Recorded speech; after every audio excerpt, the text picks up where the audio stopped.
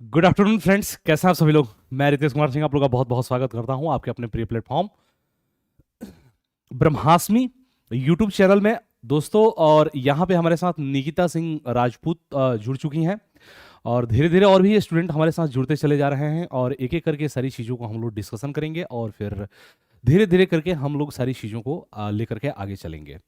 तो आज की जो क्लास है वो स्पेसिफिकली अगर मैं बात करूं तो 69 BPSC mains IAS PCS mains को टारगेटेड करके ये क्लासेस चलेंगी। और आज हम लोग सिर्फ एक ही टॉपिक तक सीमित रहेंगे और वो टॉपिक रहेगा हमारा राष्ट्रीय आंदोलन। तो यहाँ पे आप सभी लोगों के लिए एक क्वेश्चन है, बहुत प्यारा सा क्वेश्चन है, बोल रहा है कि discuss the factor for the emergence of Indian national movement, how it give direction to the freedom struggle. यानी कि भारतीय राष्ट्रीय आंदोलन के उद्भव, ठीक है, यानी कि भारतीय राष्ट्रीय आंदोलन के उदय के कारकों की चर्चा कीजिए। इसने स्वतंत्रता संग्राम को किस प्रकार दिशा दी। अगर इस प्रश्न की अगर हम बात करेंगे तो ये 68 बीपीएससी मेंस का क्वेश्चन है, 69 मेंस हो चुका है और पूरी संभावना है कि इस प्रकार के क्वेश्चन आपको 70 मेंस में भी पूछे जाएंगे। सॉरी 69 मेंस होने वाले हैं और 70 मेंस में भी पूछे जा सकते हैं इस प्रकार के क्वेश्चंस। इसी के साथ साथ एक और मुझे क्वेश्चंस याद आ रहा है, इसके बारे में बात करेंगे तो ये क्वेश्चन है कि 19वीं सदी के उत्तरार्ध से भारतीय राष्ट्रवाद के विकास की आलोचनात्मक समीक्षा कीजिए। एक क्वेश्चन और बीपीएससी ने पूछा है, हम सभी क्वेश्चंस को देखेंगे और देख करके मतलब इस राष्ट्रवाद से संबंधित जो भी क्वेश्चंस पूछे गए हैं उन क्वेश्चंस को ध्यान में रखते हुए हम लोग आज के अपने टॉपिक को आगे बढ़ाएंगे और सारी चीजें विस्तार पूर्वक समझेंगे कि आखिर राष्ट्रवाद क्या है। और इसमें एक शब्द भी आप लोगों को मिलेगा, आलोचना या आलोचनात्मक शब्द का उपयोग किया गया है। तो हम ये भी देखेंगे कि इस आलोचना का क्या अर्थ है, या जब इस प्रकार के क्वेश्चंस आपके मेंस में पूछे जाते हैं तो आलोचना को आप कैसे डिफाइन करेंगे, ठीक है, या क्रिटिसाइज जब करने की बात करेगा तो क्रिटिसाइज में हमें क्या लिखने होते हैं, इन सारी चीजों को भी हम लोग देखेंगे। एक क्वेश्चन हमें याद आ रहा है 19वीं सदी के उत्तरार्ध से, देखिए यहां पे एक मेंस का क्वेश्चन है कि 19वीं सदी के उत्तरार्ध से, यहां पे देखिए उत्तरार्ध की बात करेंगे तो बोल रहा है कि लेटर हाफ, लेटर हाफ हम सारे शब्दों को तोड़ करके लेकर के चलेंगे। जब हम बात करेंगे 19वीं सदी का तो 19वीं सदी का तात्पर्य यह है कि 1800 से लेकर के सन 1900 तक का जो समय पीरियड है उसको हम 19वीं सदी कहते हैं। यानी कि 1800, 1801, 1802, 1803 से लेकर के सन 1899 और फिर उसके बाद 1900 जो हमें दिखाई देता है ये पूरा 100 साल, उसको हम किस नाम से जानते हैं, तो इसको हम जानते हैं 19वीं सदी के नाम से। तो यहां पर देखिए 19वीं सदी के उत्तरार्ध यानी कि लेटर हाफ की बात कर रहा है, यानी कि बाद का जो आधा हिस्सा है। उत्तरार्ध से भारतीय राष्ट्रवाद के विकास की, 19वीं सदी के उत्तरार्ध से भारतीय राष्ट्रवाद के विकास की, भारतीय राष्ट्रवाद के विकास की, भारतीय राष्ट्रवाद के विकास की, ध्यान से देखिएगा प्रश्न, इसकी भाषा को समझिएगा। बोल रहा है कि राष्ट्रवाद के विकास की आलोचनात्मक समीक्षा कीजिए। क्या करना है, तो आलोचनात्मक समीक्षा कीजिए, आलोचनात्मक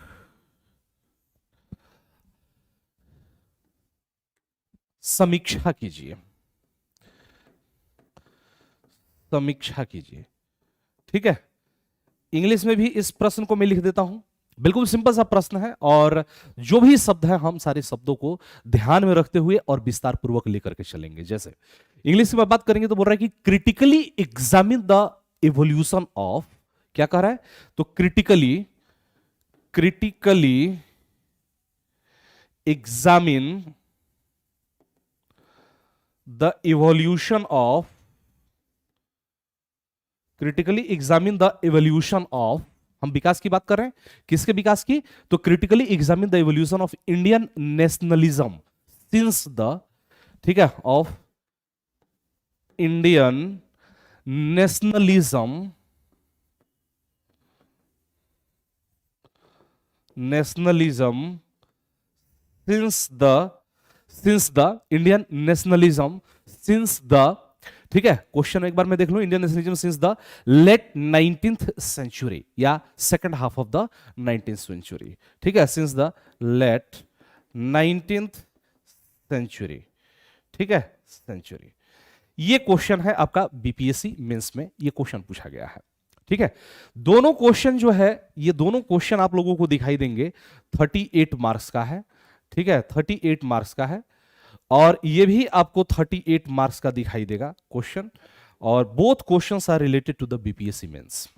ठीक है, अब हम सबको देखेंगे कि किस तरीके से हमें एग्जामिनेशन हॉल में ऐसे क्वेश्चंस को टैकल करने हैं, क्या करना चाहिए, और किस तरीके से हम इसको लेकर के चलेंगे। वंदना वर्मा यहां पे देखिए, बोल रहा है कि discuss the factor for the emergence of Indian national movement, how it give direction to the freedom struggle. यानी कि इसने कैसे राष्ट्रीय स्वतंत्रता आंदोलन को दिशा दिखाई, या भारतीय राष्ट्रीय आंदोलन के उद्भव के कारकों की चर्चा करें।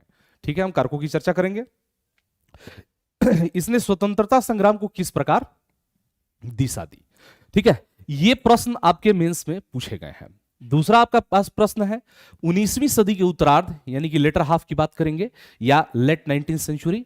अब 19वीं सदी के उत्तरार्ध, अब यहां पे देखिए उत्तरार्ध का मतलब यह है कि 1850 से लेकर के सन 1900 तक का जो समय है ये क्या है, तो इसकी बात करेंगे तो ये हमें दिखाई देगा 19वीं सदी का उत्तरार्ध, यानी कि later half of the 19th century.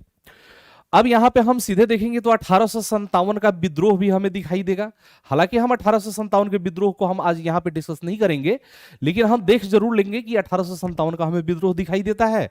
1885 ईस्वी में कांग्रेस की स्थापना दिखाई देती है, और इसी कांग्रेस की स्थापना के साथ ही भारत में राष्ट्रीय आंदोलन की शुरुआत हो जाती है।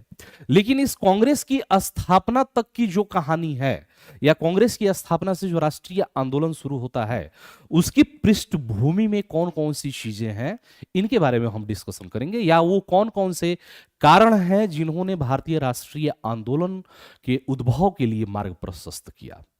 तो एक तो यह हो गया भारतीय राष्ट्रवाद के विकास की आलोचनात्मक। अब यहां पे एक आलोचना शब्द है, समीक्षा कीजिए, आलोचनात्मक समीक्षा कीजिए। यहां पे एक शब्द है आलोचना, हमारे सामने शब्द मिला है आलोचना। कई बार आलोचना, समीक्षा, समालोचना, इसमें बच्चे कंफ्यूज हो जाते हैं। आलोचना का लिटरल मीनिंग क्या है, और जब आपसे आलोचना पूछे तो हमें कैसे डील करना है, या किस तरीके से हम इस प्रश्न का जवाब देंगे। आलोचना का लिटरल मीनिंग क्या होता है, चलिए आलोचना, सबसे पहले तो हम समझ लेते हैं कि आलोचना क्या है। किसकी बात करेंगे, तो आलोचना की बात हम समझ लेते हैं, या आलोचना को हम क्या कहते हैं, क्रिटिसाइज करना, क्रिटिसाइज। ठीक है, क्रिटिसाइज। अब यहां पे ध्यान ये रखना है कि क्रिटिसाइज का लिटरल मीनिंग ये नहीं होता है कि सिर्फ आप उसकी बुराई ही करें। ठीक है, सिर्फ उसको बुराई नहीं करना है। ठीक है, इसका क्रिटिसाइज जो शब्द है, इसके बारे में अभी मैं बताऊंगा, इसको हम क्या कहते हैं, तो आलोचना को हम बोलते हैं क्रिटिसाइज। क्रिटिसाइज क्या कहता है बेटा, क्रिटिसाइज। इस शब्द के लिए समीक्षा शब्द का भी उपयोग किया जाता है, क्रिटिसाइज। ठीक है, इसके लिए क्या किया जाता है, तो ध्यान ये रखना है कि इसके लिए समीक्षा शब्द का भी उपयोग होता है। क्या होता है, इसके लिए समीक्षा शब्द का भी उपयोग होता है, उपयोग होता है। हम किसकी बात कर रहे हैं, ध्यान से देखिएगा, इसके लिए समीक्षा शब्द का भी उपयोग होता है। बहुत ध्यान से देखना है, क्या होता है, इसके लिए समीक्षा शब्द का भी उपयोग होता है, जिसको हम क्या कहते हैं, क्रिटिसाइज या आलोचना कहते हैं। ठीक है, इसका सीधा सा अर्थ है, इसका सीधा सा क्या अर्थ है। ठीक है, अरुण कुमार बोल रहे हैं कि सर 70 बीपीएससी को स्टार्ट से पढ़ा रहे हैं। हाँ बिल्कुल, स्टार्ट से शुरू किया हूं मैं। मेंस का क्लास वीक में 1 या 2 दिन मैं जरूर लूंगा। तो ये क्लासेस निश्चित तौर से शुरू हो चुकी हैं, तो आप सभी लोग जरूर जुड़िए। और उसी के साथ मैं बता रहा हूं कि ये निश्चित तौर से एक क्लास शुरू हो चुकी है। ठीक है, सौरभ श्रीवास्तव बहुत बहुत खुश रहिए। और इसी के साथ आप सभी लोग क्या करेंगे कि इस सेशन को लाइक शेयर एंड सब्सक्राइब भी जरूर कर दीजिए। ठीक है, लाइक शेयर एंड सब्सक्राइब जरूर कर दीजिए, और सभी को बता दीजिए कि 70 मेंस के लिए सर बहुत जबरदस्त हिस्ट्री, आर्ट एंड कल्चर की क्लास शुरू कर चुके हैं। तो यहां पर देखिए, हमने क्या कहा कि इसके लिए समीक्षा शब्द का उपयोग भी होता है, या इसको हम आलोचना कहते हैं। इसका सीधा सा क्या अर्थ है कि किसी भी वस्तु के, इसका सीधा सा अर्थ है किसी भी वस्तु के गुण एवं दोषों पर विचार या विरूपण करना। ठीक है, या निरूपण करना, विरूपण नहीं निरूपण करना। क्या बोल रहा है, इसका सीधा सा अर्थ है किसी भी वस्तु के गुण एवं दोष। देखिए यहां पे शब्द आलोचना है, तो इसका मतलब ये मत आप समझिए कि आलोचना का मतलब सिर्फ बुराई करना ही है, नहीं। आलोचना का मतलब सिर्फ उस चीज की कमियां ही दिखाना नहीं है। आलोचना का मतलब क्या है, तो इसका सीधा सा अर्थ है किसी भी वस्तु के गुण एवं दोषों पर विचार करना। क्या है, तो इसका सीधा सा अर्थ है किसी भी वस्तु के गुण अर्थात वस्तु के गुण एवं दोषों पर विचार करना। ठीक है, विचार करना या उसका निरूपण करना। क्या है, निरूपण करना। ध्यान ये रखिएगा कि जब आलोचना शब्द हमें मिला, तो आलोचना का मतलब ये कतई नहीं होता है कि सिर्फ और सिर्फ हमें क्या करना है, हमें सिर्फ उसकी बुराइयों को नहीं देखना है। ठीक है, इसका क्या मतलब है, तो इसका सीधा सा अर्थ है किसी भी वस्तु के गुण एवं दोषों पर विचार करना या उसका निरूपण करना। यानी कि हमें दोनों एंगल को देखना है। ठीक है, उसका निरूपण करना है, उसके गुण भी देखने हैं और उसकी बुराई भी देखनी है, उसकी कमियां भी देखनी है। ठीक है, इसके साथ ही साथ करेंगे, इसका मतलब फिर से एक बार लिटरली समझ लीजिए कि यानी कि इसका मतलब क्या है, यानी कि जो मुख्य प्रश्न है उसके दोनों ही पक्षों को रख देना। इसका मतलब क्या है, यानी जो मुख्य प्रश्न है,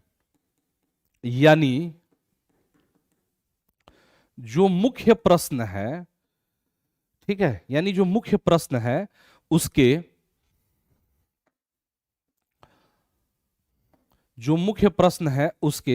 दोनों पक्षों को रख देना। ठीक है, दोनों पक्षों को रख देना। इस बात को ध्यान रखिएगा। इसका लिटरल मीनिंग क्या हो गया कि जो उसके गुण एवं दोष है, यानी जो मुख्य प्रश्न है उसके दोनों पक्षों को रख देना, इसी का मतलब होता है आलोचना। क्या होता है, इसी का मतलब होता है आलोचना। ठीक है, यही है आलोचना का तात्पर्य। क्या आप सभी लोग समझ गए इस चीज को? एक बार आप सभी लोग जरूर हमें कमेंट करके बताइए कि हाँ सर हम समझ गए, हाँ सर हम समझ गए। एक बार आप सभी लोग जरूर हमें कमेंट करके बताइए कि हाँ सर बिल्कुल हम समझ गए, हमें कोई दिक्कत नहीं है, जो आपने समझाया वो हमें समझ में आ गया। एक बार आप सभी लोग जरूर हमें कमेंट करके बताइए कि हाँ सर समझ में आ गया। तो गुण एवं दोष की जब हम बात करेंगे तो क्या है, तो गुण और दोष दोनों को रख देना, ये क्या है, तो इसी को हम कहते हैं आलोचना। क्या कहते हैं, तो इसी को हम कहते हैं आलोचना। ठीक है, ये ध्यान रहेगा।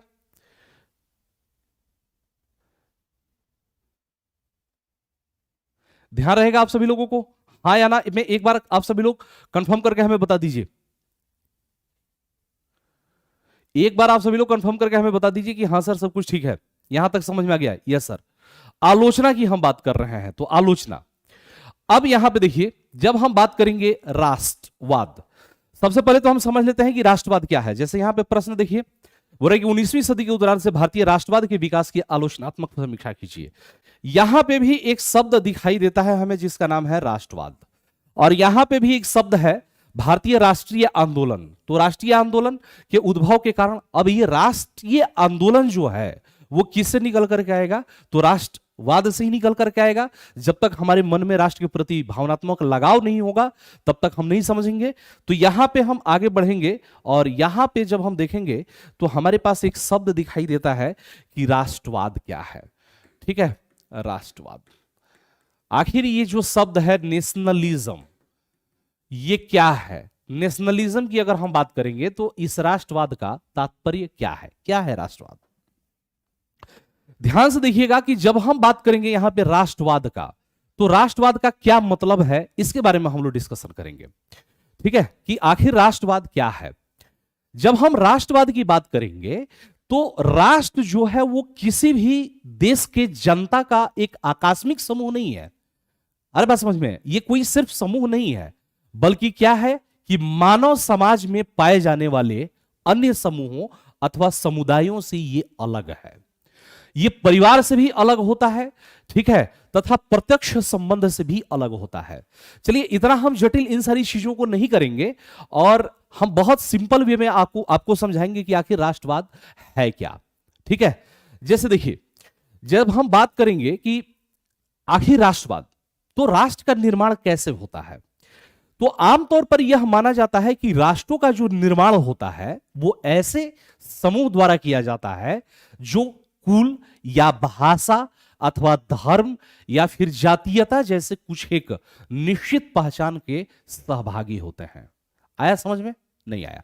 फिर से सुनिए, बोल रहा है कि आमतौर से यह माना जाता है कि राष्ट्र का जो निर्माण होता है वो ऐसे समूह के द्वारा किया जाता है जो या तो एक कुल से हो सकते हैं, या एक भाषा से हो सकते हैं, या एक धर्म से, या फिर एक जातीय जैसे कुछ एक निश्चित पहचान का सहभागी होता है। लेकिन यह ध्यान रखना है, लेकिन ऐसा निश्चित विशिष्ट गुण वास्तव में है नहीं जो सभी राष्ट्रों को एक समान रूप से उसको क्या करे, मिला करके रखे। अब आप कहेंगे कि सर ये राष्ट्र क्या है और राष्ट्र हम क्यों पढ़ रहे हैं? तो जब हम राष्ट्र की बात करते हैं तो अभी हमने कहा कि कोई एक ऐसा कॉमन रहता है, प्लेटफॉर्म रहता है जिससे कि लोगों का समूह बनता है। क्या होता है? कोई एक ऐसा कॉमन प्लेटफॉर्म रहता है जिससे लोगों का समूह बनता है। उसी को हम किस नाम से जानते हैं? तो उसी को हम राष्ट्रवाद के नाम से जानते हैं। यहां पे कुछ बच्चों का मैसेज है।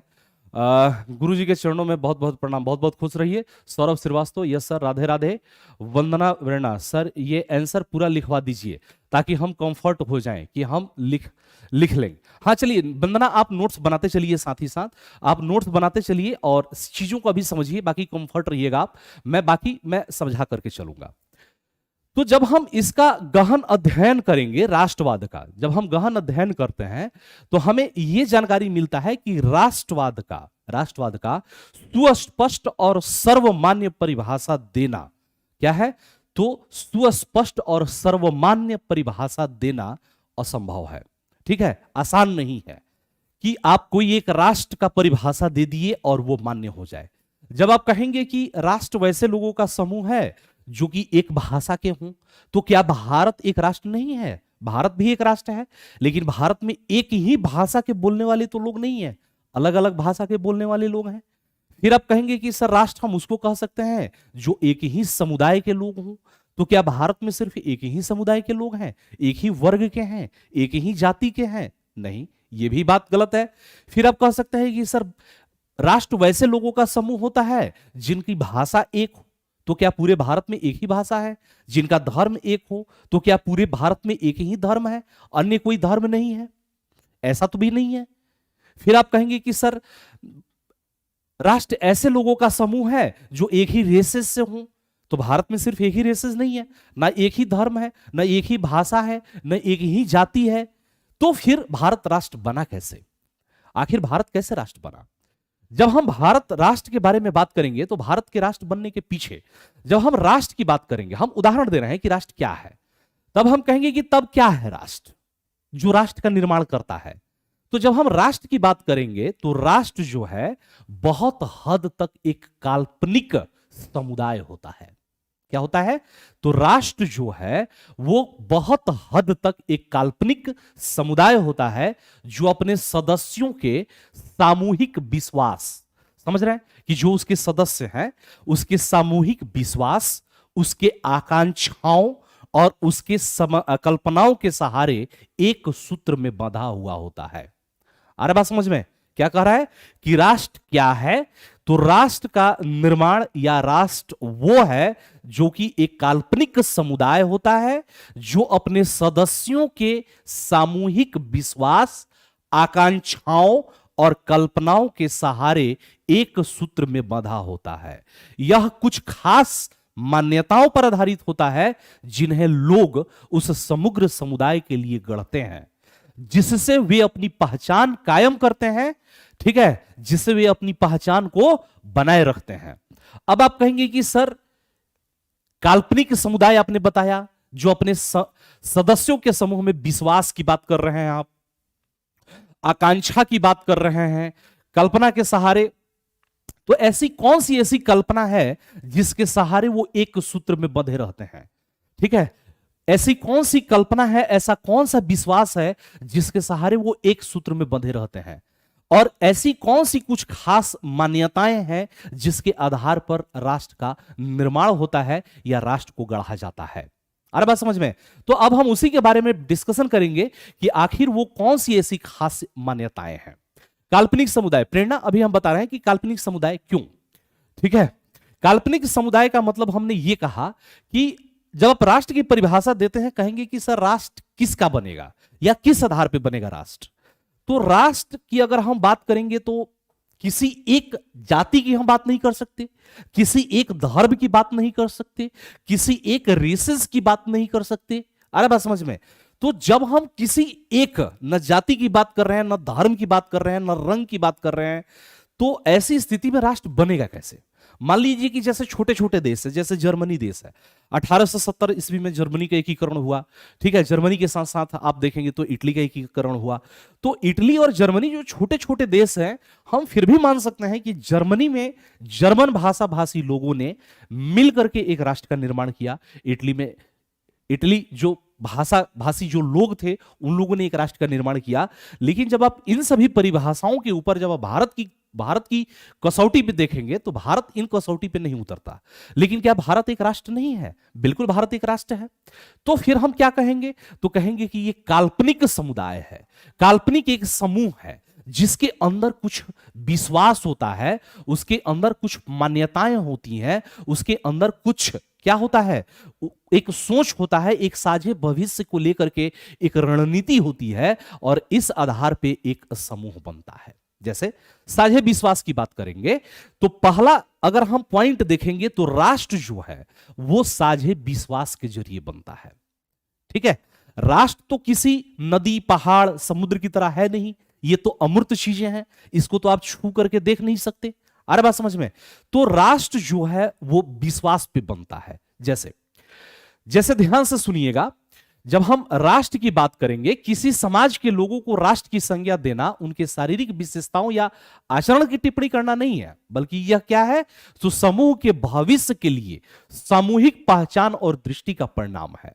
जैसे साझे विश्वास की अगर हम बात कर रहे हैं, तो जैसे आप लोगों ने देखा है भारतीय टीम का पाकिस्तान के खिलाफ खेलते हुए, आप लोगों ने देखा होगा। तो जब भारतीय टीम पाकिस्तान के खिलाफ खेलती है या किसी भी देश के खिलाफ खेलती है, तो अगर भारत जीत जाएगा तो करोड़ों रुपया खिलाड़ी को मिलेगा, हमें तो कुछ नहीं मिलेगा, ना आपको कुछ मिलेगा। लेकिन हम ये चाहते हैं कि भारत जीते। जब जीतता है तो हम खुशी में मिठाई बांटते हैं, नहीं जीतता है, हारता है तो हम दुखी होते हैं। तो ये क्या है? एक समूह है, टीम खेल रही है और हमारा उस टीम के ऊपर भरोसा है, और हम इस बात का भरोसा करते हैं कि वो जो टीम है वो जीताएगी। और यहां पे जो व्यक्ति खेल रहा है, चाहे वो बिहार का हो, ठीक है, या उड़ीसा का हो, या फिर यूपी का हो, या फिर महाराष्ट्र का हो, वो इसलिए नहीं खेलता कि वो व्यक्तिगत तौर पे खेल रहा है, बल्कि वो इसलिए खेलता है कि उसके ऊपर लोगों का विश्वास है और वो एक राष्ट्र का प्रतिनिधित्व करता है। तो यहां पे जब हम राष्ट्र की बात करेंगे तो राष्ट्र एक समूह से बनता है, एक साझे भविष्य से बनता है और आपसी विश्वास और भाईचारे से बनता है। मान लो कि कोई एक क्रिकेट टीम का एक प्लेयर है, तो वो अपने खिलाड़ियों पे पूरा भरोसा करता है। अगर वो भरोसा नहीं करेगा, इंडिविजुअल तौर पे खेलेगा, तो फिर वो एक राष्ट्र की अभिव्यक्ति नहीं रह जाएगी। वो किसकी अभिव्यक्ति हो जाएगी? तो वो व्यक्ति विशेष की अभिव्यक्ति हो जाएगी। आ रहा बात समझ में? तो जब हम बात करते हैं राष्ट्रवाद की, तो राष्ट्रवाद क्या है या राष्ट्र क्या है? तो एक काल्पनिक लोगों का समूह है जिसमें एक साझा विश्वास होता है, साझा उनका इतिहास होता है, साझा भविष्य के निर्माण का लक्ष्य होता है। अरे बात समझ में? तो यहां पे ध्यान दीजिएगा। तो एक तो हुआ साझा विश्वास, बिना विश्वास का संभव नहीं है। दूसरा हम बात करेंगे इतिहास का। जब हम इतिहास की बात करेंगे तो जो लोग अपने को एक राष्ट्र मानते हैं, उनके भीतर अपने बारे में एक ऐतिहासिक पहचान होता है। जैसे जब हम भारत की बात करेंगे तो आप प्राचीन काल से चले आएंगे तो मौर्य साम्राज्य से लेकर के वर्तमान समय तक भारत को एक भू क्षेत्र के तौर पे बांटा गया है और भारत को एक राष्ट्र के तौर पे देखा गया है, जिसकी एक साझी सांस्कृतिक विरासत थी या जिसका एक इतिहास रहा है। अरे बात समझ में? यानी राष्ट्र की बात करेंगे तो वे अपने अतीत के साथ जुड़े हुए होते हैं और सभी जो लोग हैं वे अपने अतीत को एक साथ मिला करके देखते हैं। वे देश की अस्थायी पहचान का खाका प्रस्तुत करने के लिए साझी स्मृतियों, किंवदंतियों, ऐतिहासिक अभिलेखों की रचनाओं के जरिए अपने लिए इतिहास बोध क्या करते हैं?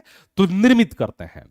जैसे कि हमने बोला कि इतिहास, साझी इतिहास बोध, जैसे कि जब हम इतिहास में आप देखते हैं और पढ़ते हैं कि जैसे हड़प्पा सभ्यता वगैरह के बारे में भी हम लोग डिस्कशन करेंगे, तो हड़प्पा सभ्यता की भी बहुत सारी जो मान्यताएं हैं वो वर्तमान में अभी भी हमें दिखाई देती हैं कि जैसे पीपल वृक्ष की पूजा हो गई, नाग पूजा हो गई, ठीक है, लिंग एवं योनि की पूजा हो गई। तो ये उत्तर भारत से लेकर के दक्षिण भारत तक, चाहे वो चोल साम्राज्य के दौरान की बात करेंगे या हड़प्पा के दौरान की आप बात करेंगे, ठीक है, मोहनजोदड़ो के क्षेत्र से बात करेंगे, आप देखेंगे कि सभी लोगों का एक प्राचीन इतिहास है और प्रत्येक व्यक्ति एक कहीं ना कहीं अपने प्राचीन अटूट इतिहास से जुड़ा हुआ है, जिसका एक लंबा लंबा सफर है या लंबा इतिहास का यात्रा है। आ रहा बात समझ में? तो यहां पे यह ध्यान रखना है कि प्राचीन सभ्यता और सांस्कृतिक विरासत की बात करेंगे तो एकता जो है, ये सांस्कृतिक विरासत और प्राचीन सभ्यता की जो एकता है वो भारतीय राष्ट्र की बुनियाद है। आ रहा बात समझ में? तो नेहरू जी की भी अगर बात करेंगे तो उन्होंने अपनी एक पुस्तक डिस्कवरी ऑफ इंडिया में लिखा कि हालांकि बाहरी रूप में लोगों में विविधता और अनगिनत भिन्नताएं थी, लेकिन वे सब भी भारत में आकर के वे क्या हो गए? तो भारत की संस्कृति के साथ और सभ्यता के साथ वे एकजुट हो गए और मिल गए। इसी के साथ साथ जब हम बात करेंगे तो तीसरा जो सबसे महत्वपूर्ण क्षेत्र है वो है भू क्षेत्र। यानी कि किसी भी राष्ट्र के लिए हमें क्या दिखाई देता है? एक बड़ा भौगोलिक क्षेत्र होता है, जिस भौगोलिक क्षेत्र के लोग आपस में इस विश्वास के साथ जुड़े होते हैं कि हम सब एक हैं। जैसे आप मौर्य काल में भी जाकर के देखेंगे या प्राचीन इतिहास में भी जाकर के देखेंगे तो पूरे भारत को एक भू क्षेत्र के तौर पे कन्याकुमारी से लेकर के कश्मीर तक दिखाया गया है। कहां से कहां तक? तो कन्याकुमारी से लेकर के कश्मीर तक दिखाया गया है। यानी कि तीसरा जो पॉइंट की हम बात करेंगे तो राष्ट्र की जो पहचान होती है वो किस चीज से जुड़ी रहती है? तो भौगोलिक क्षेत्र से जुड़ी रहती है।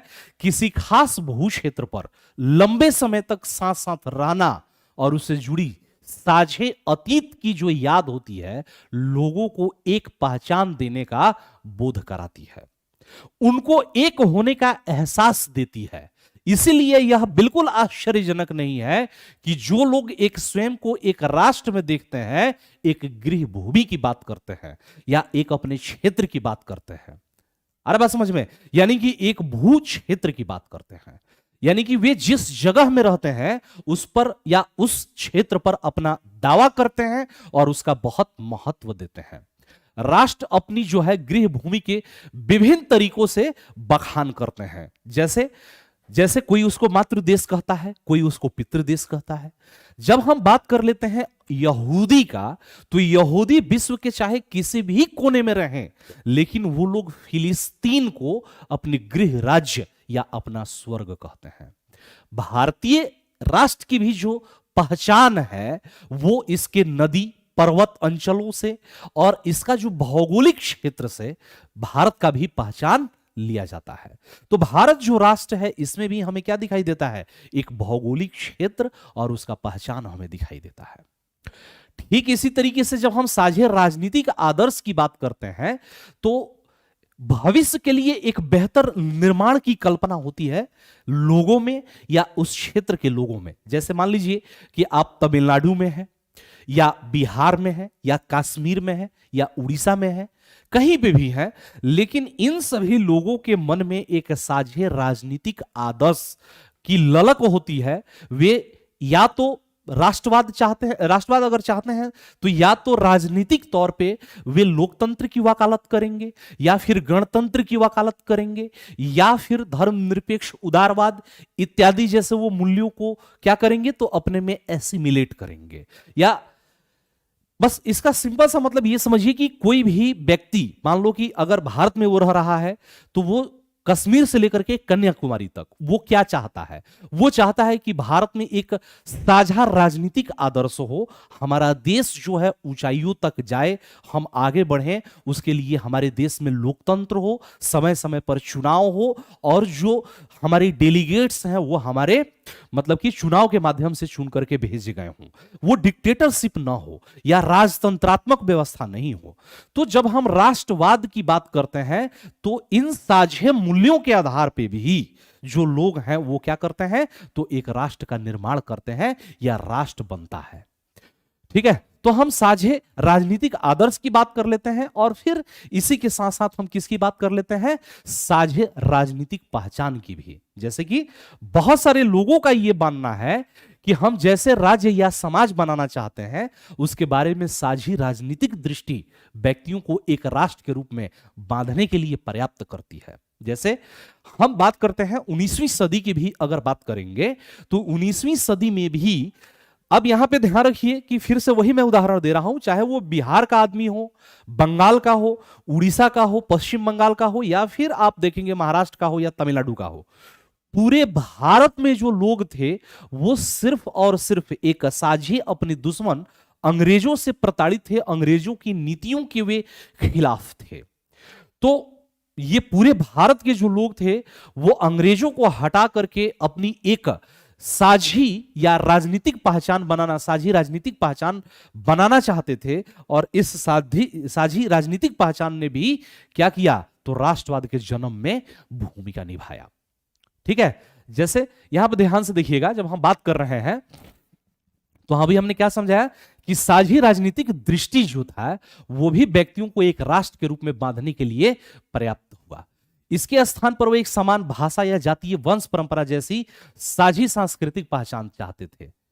ठीक है, और जब उनकी एक साझी राजनीतिक पहचान होगी तो जाहिर सी बात है कि वो क्या करेंगे, तो वो एक राष्ट्र के तौर पे निकल करके आएंगे। ठीक है, रिंकू कुमारी, बिल्कुल। तो आप सभी लोग आराम से इस क्लास को लीजिए, मेंस वाला, ये निश्चित तौर पे आपके लिए बहुत फायदेमंद होगा। सर आंसर राइटिंग कैसे करते हैं, प्लीज हेल्प मी, मैं बता रहा हूं, सारी चीज बता रहा हूं। अभी मैं यहां पे समझा रहा हूं, बाकी इसके आधार पे आप लोग क्वेश्चन लिख करके भेजिएगा, उसको मैं चेक करूंगा। क्वेश्चन को लिख करके भेजिएगा, मैं उसको चेक करूंगा। इजराइल हमास युद्ध भी तो इसी कारण हुआ, बिल्कुल प्रेरणा इसी कारण हुआ। यहूदी अपना स्थान और अरब मुसलमान अपना पवित्र स्थान मानता है, बिल्कुल। ठीक है, मैं वही चीज बता रहा हूं, वही चीज समझा रहा हूं। बिल्कुल आंसर राइटिंग आप लोग करिए और मुझे भेजिए, मैं समझा रहा हूं आप सभी लोगों को। तो राष्ट्रवाद, फिर से एक बार समझिए कि राष्ट्रवाद क्या है। हमने क्या कहा कि राष्ट्र जो है बहुत हद तक एक क्या है, तो काल्पनिक समुदाय होता है। काल्पनिक समुदाय है जो अपने सदस्यों के सामूहिक विश्वास, ठीक है, आकांक्षाओं और कल्पनाओं के सहारे जो है वो एक सूत्र में बंधा होता है। यह कुछ खास मान्यताओं पर आधारित होता है जिन्हें लोग उस समग्र समुदाय के लिए गढ़ते हैं या तैयार करते हैं, जिसमें वे अपनी पहचान कायम करते हैं। तो अब हम राष्ट्रवाद के कुछ तत्व को लिख लेते हैं कि आखिर इस राष्ट्रवाद के क्या तत्व हैं। तो एलिमेंट की अगर हम बात करेंगे तो राष्ट्रवाद के जो एलिमेंट हैं वो क्या क्या है। क्या मैं इसको लिख दूं, इसको लिख दूं जो अभी मैंने बोला, राष्ट्र बहुत हद तक एक काल्पनिक समुदाय होता है। चलिए मैं इसको लिख ही देता हूं, ठीक है, इसको अभी मैं लिख ही देता हूं कि राष्ट्र बहुत हद तक, पहले हम राष्ट्र देख लेते हैं और फिर राष्ट्रवाद के जो तत्व है वो देख लेते हैं। ठीक है, राष्ट्र की अगर हम बात करेंगे या नेशन की बात करेंगे, ठीक है, ध्यान से देखिएगा। तो जब हम राष्ट्र की बात करेंगे तो राष्ट्र क्या है, तो राष्ट्र की अगर आप बात करेंगे तो यह बहुत हद तक एक काल्पनिक समुदाय होता है। यह बहुत हद तक एक काल्पनिक समुदाय होता है। क्या होता है, काल्पनिक समुदाय होता है। ध्यान से देखिएगा, यह बहुत हद तक एक काल्पनिक समुदाय होता है, क्या होता है, यह बहुत हद तक एक काल्पनिक समुदाय होता है जो अपने सदस्यों के सामूहिक विश्वास, आकांक्षाओं, जो अपने सदस्यों के सामूहिक विश्वास, आकांक्षाओं, ठीक है, क्या बोल रहे हैं कि जो अपने सदस्यों के सामूहिक विश्वास, आकांक्षाओं और कल्पनाओं के सहारे एक सूत्र में बांधता है, और कल्पनाओं के सहारे एक सूत्र में क्या करता है, तो एक सूत्र में बांधता है, क्या है, तो एक सूत्र में बांधता है, ठीक है। एक सूत्र में क्या करता है, ये बांधता है या बंधा होता है, यह कुछ खास मान्यताओं पर आधारित होता है। यह क्या होता है, तो यह कुछ खास मान्यताओं पर, यह कुछ खास मान्यताओं पर आधारित होता है, ठीक है, क्या होता है, तो यह कुछ खास मान्यताओं पर आधारित होता है, इस बात को ध्यान रखिएगा, ठीक है, जिन्हें लोग उस समग्र समुदाय के लिए गढ़ते हैं, जिसे लोग जो है, जिसे लोग उस समग्र समुदाय के लिए गढ़ते हैं, क्या करते हैं, समग्र समुदाय के लिए गढ़ते हैं, क्या करते हैं, जिसे लोग समग्र समुदाय के लिए गढ़ते हैं, इस बात को ध्यान रखिएगा, समग्र समुदाय के लिए गढ़ते हैं, जिससे वे अपनी पहचान कायम करते हैं, ठीक है, जिससे वे अपनी पहचान कायम करते हैं, जिससे वे अपनी पहचान कायम करते हैं, ठीक है, जिससे वे अपनी पहचान क्या है, तो वे अपनी पहचान कायम करते हैं। अब हमने कहा कि भाई इसकी जो एलिमेंट्स हैं जिनको अभी हमने समझाया, ठीक है, तो आखिर राष्ट्रवाद के तत्व क्या है, तो अभी हमने बताया कि भाई इसके राष्ट्रवाद के जो तत्व हैं, साझा विश्वास है, ठीक है, साझा विश्वास है, हमें क्या दिखाई देता है, तो साझा विश्वास होता है, ठीक है, साझा विश्वास, इतिहास की पृष्ठभूमि रहती है, इतिहास की पृष्ठभूमि रहती है इसमें, ठीक है, यानी कि एक कॉमन हिस्ट्री से ये सभी लोग जुड़े रहते हैं। एक भू क्षेत्र की हम बात करेंगे, क्या करेंगे, एक भू क्षेत्र की हम बात करेंगे, यानी कि एक भू क्षेत्र भी इसमें राष्ट्र में शामिल होता है।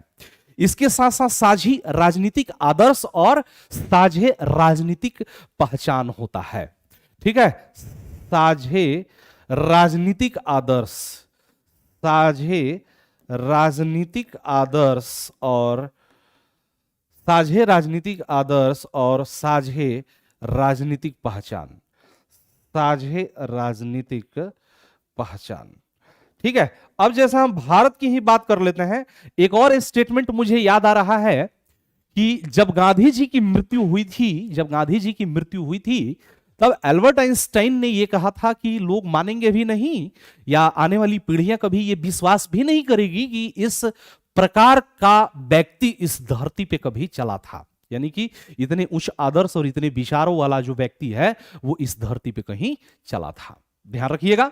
इसी के साथ साथ उन्होंने एक और स्टेटमेंट कहा, इस स्टेटमेंट को हम साइड करते हैं, एक और स्टेटमेंट कहा, एल्बर्ट आइंस्टाइन का यह कथन है कि, एल्बर्ट आइंस्टाइन का यह कथन है कि हम सिर्फ हिटलर और मुसोलिनी के युग में ही नहीं है, बल्कि हम गांधी के युग में भी हैं, यानी कि गांधी भी समकालीन है ना, हिटलर और मुसोलिनी के समकालीन है। तो कहने का मतलब यह है कि गांधी जी से हमारी पहचान है, गांधी जी से हमारी पहचान है। जब हम एक राजनीतिक आदर्श की बात करते हैं, जब हम सत्य और अहिंसा की बात करते हैं, तो गांधी जी को तो छोड़ के हम चल ही नहीं सकते। तो गांधी जी ने जो सपना देखा, सत्य और अहिंसा की जो बात की, या जिस आंदोलन को उन्होंने नेतृत्व किया, वो एक आदर्श को लेकर के चले और उसी के आदर्श पे आगे चल करके एक राष्ट्र का निर्माण हुआ। अब आप जाइए कहीं पे भी चले जाइए, अरब देश में जाइए और मान लीजिए कि आप ओमान में जाते हैं और ओमान के लोग पूछते हैं कि यू आर फ्रॉम, तो यू आर फ्रॉम अगर आप जैसा ही कहेंगे कि मैं तो अफ्रीका से हूं, बोको हराम वाले देश से, तो बोलेगा कि नहीं तुम्हारा रहना यहां हराम है, ठीक है।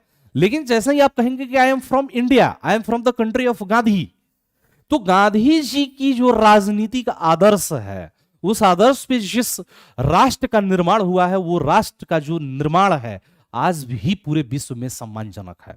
और आज भी अगर अमेरिका के राष्ट्रपति ओबामा बनते हैं तो आकर के राजघाट जाते हैं और जाकर के गांधी जी को अपनी श्रद्धांजलि देते हैं। ठीक इसी तरीके से जो भी विदेशी आते हैं तो हम किस चीज से जुड़े हैं, तो एक साझे राजनीतिक पहचान, एक साझे राजनीतिक आदर्श, ठीक है, एक भू क्षेत्र इतिहास की पृष्ठभूमि और साझा विश्वास। हमने कहा काल्पनिक समुदाय क्योंकि आप एक जाति, धर्म, समुदाय इत्यादि के आधार पर आप ये नहीं कह सकते हैं कि ये जो राष्ट्र का निर्माण हुआ है वो एक ही जाति के लोगों ने किया, एक ही धर्म के लोगों ने किया या एक ही समुदाय के लोगों ने किया, क्योंकि ये भारत के लिए तो संभव नहीं है और भारत राष्ट्र है। अरे बात समझ में। तो जब हम राष्ट्र की बात करते हैं, अब यहां पे देखिए प्रश्न को थोड़ा सा हम देखते हैं। बोल रहा है कि भारतीय यहां पे है कि 19वीं सदी के उत्तरार्ध में भारतीय राष्ट्रवाद के विकास की आलोचनात्मक विकास का भी हम आगे देखेंगे। समीक्षा कीजिए, चलिए समीक्षा करना है। तो विकास हुआ, अब विकास के कारण, अभी तो हमने राष्ट्र को समझा, अब राष्ट्रवाद के उदय के हम कारण। राष्ट्र तो हम समझ गए कि भाई एक साझे राजनीतिक आदर्श होते हैं, इसमें सभी लोग एक दूसरे से जुड़े होते हैं, सबका एक अपना लक्ष्य होता है, ये एक काल्पनिक समुदाय है, एक टीम की तरह काम करते हैं, ठीक है, और सभी के एक राजनीतिक आदर्श हैं, ये हमने समझ लिया राष्ट्र, ठीक है। तो यहां पे एक बार आप सभी लोग कमेंट करके हमें बता दीजिए कि क्या आप सभी लोगों को समझ में आया, ठीक है, क्या आप सभी लोगों को समझ में आया। और हम 19वीं सदी की बात कर रहे हैं, लेटर 19th सेंचुरी की, तो हम देखेंगे कि भारत में राष्ट्रवाद के उदय के पीछे का कारण क्या है, या what was the main reason behind the origin of the Indian nationalism, ठीक है, यानी कि राष्ट्रवाद का, यानी कि the growth and development of Indian nationalism या नेशनल मूवमेंट की हम बात करेंगे, ठीक है। तो उसी के बारे में बात करेंगे, factors favouring growth of Indian nationalism, ठीक है। राष्ट्र की यह परिभाषा क्या सिर्फ भारत के लिए है सर? नहीं, पूरे विश्व के लिए है, पूरे विश्व के लिए है। लेकिन हमने कहा कि एक समुदाय के लोग भी एक राष्ट्र का निर्माण कर सकते हैं, एक भाषा के लोग भी एक राष्ट्र का निर्माण कर सकते हैं, एक जाति के लोग भी एक राष्ट्र का निर्माण मिलजुल करके कर सकते हैं।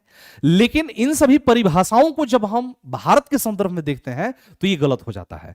इसीलिए हमने ये कहा कि राष्ट्रवाद का जो परिभाषा है वो एक निश्चित परिभाषा दे पाना थोड़ा सा मुश्किल है, ये संभव नहीं है। अब एक लाइन में समझिए कि जब हम ये कहते हैं कि या जहां तक के लोग ये माने कि हम सब एक हैं, चाहे उनकी एक साझी सांस्कृतिक विरासत हो, एक साझा इतिहास रहा हो, या उनका साझा राजनीतिक आदर्श रहा हो, या उनकी साझी एक जाति रही हो, या उनका एक साझा धर्म रहा हो, या किसी भी आधार पे जितने दूर के लोग ये माने कि हम सब एक हैं, हम सब एक हैं, वहां तक उस राष्ट्र का निर्माण होता है। जैसे जैसे अमेरिका में अगर कोई भारतीय रह रहा है तो उसका वो क्या करेगा, बॉलीवुड फिल्म देखेगा। मान लो कि कोई भारतीय है अमेरिका में रह रहा है और भारत पाकिस्तान का मैच हो रहा है, ठीक है, उसको भारत में आए हुए 20 साल हो गए। अरे बात समझ में, भारत में आए हुए 20 साल हो गया, हमने मान लिया, लेकिन वो इंडियन है।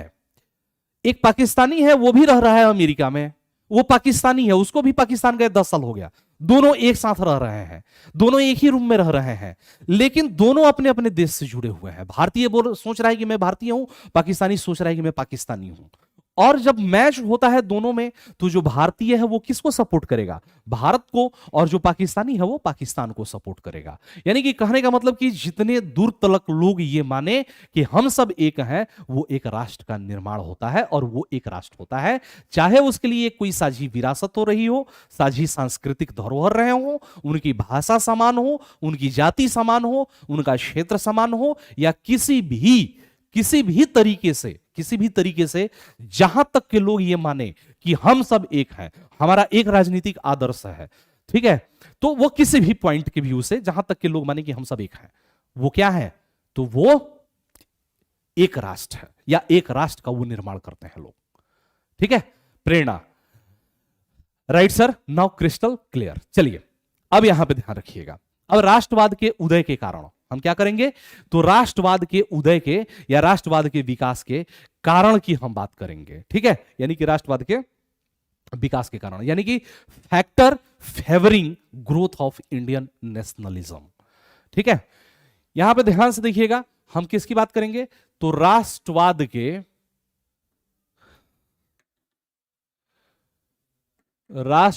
के विकास के कारण। ठीक है, विकास के कारण। ठीक है, राष्ट्रवाद के विकास के कारण। ठीक है, यानी कि factor favouring growth of Indian nationalism. ठीक है, इंडियन नेशनलिज्म। ठीक है, यानी कि भारतीय राष्ट्रवाद के विकास का। हम कब की बात कर रहे हैं, तो 19th सेंचुरी का, यानी कि second half of the 19th century. ठीक है, चलिए क्रिस्टल क्लियर हो गया ना बेटा, किसी को कोई दिक्कत नहीं है ना, किसी को भी कोई अगर दिक्कत हो तो बताइएगा। यानी कि 19th सेंचुरी, यानी कि later half of the 19th century. ठीक है, यानी कि ग्रोथ ऑफ इंडियन नेशनलिज्म। ठीक है, हम कब की बात कर रहे हैं, तो 19th सेंचुरी, 19th सेंचुरी, यानी कि later half of 19th century. अब राष्ट्रवाद तो आप समझ गए कि जहां तक के लोग माने कि हम सब एक हैं, चाहे वो जो भी कारण रहा हो, विदेशी शोषण का कारण रहा हो, अंग्रेजों के द्वारा भारतीयों का शोषण का कारण रहा हो, या उनकी साझी सांस्कृतिक विरासत हो, या एक साझा राजनीतिक आदर्श हो, या उनके लिए मुक्ति का मार्ग हो, जो भी रहा हो। तो यहां पर देखिए एक लंबे समय तक डिबेट चला है, एक लंबे समय तक डिबेट चला है, और उस डिबेट के आधार पे हम बहुत सारी चीजों को देखेंगे कि देखिए, एक हम पहले समझा रहे हैं, इसके बाद हम पॉइंट वाइज इसको कैटेगराइज करेंगे, और बहुत शानदार ये मेंस की क्लास है, इवन आपको यूपीएससी के लिए भी ये उतना ही फायदेमंद रहेगा, इस बात को ध्यान रखिएगा। तो हमारे पास एक दिखाई देता है प्रेरणा अनुक्रिया वाद विवाद। क्या दिखाई देता है, प्रेरणा अनुक्रिया वाद विवाद। अब आप कहेंगे कि सर ये क्या है। ठीक है, वाद विवाद हम देख लेते हैं कि आखिर वाद विवाद किस चीज पर है, कि भारत में जो मतलब कि क्या है, भारत में जो नेशनलिज्म का विकास हुआ, ठीक है, वो किस लिए हुआ या किस तरीके से हुआ, डिबेट किस मुद्दे पे है, इस मुद्दे का डिबेट क्या है। तो जब हम डिबेट की बात करेंगे, वाद विवाद किस पे है, तो ये है प्रेरणा अनुक्रिया, यानी कि स्टिमुलस रिस्पॉन्स। क्या है, तो प्रेरणा अनुक्रिया है। क्या है, प्रेरणा अनुक्रिया, यानी कि स्टिमुलस रिस्पॉन्स क्या है, तो स्टिमुलस रिस्पॉन्स की हम बात करेंगे। अब आप कहेंगे कि सर ये सब कहां से आप इतना खतरनाक शब्द लेकर के आ रहे हो, समझना है, मेंस देना है, and this is also important for UPSC.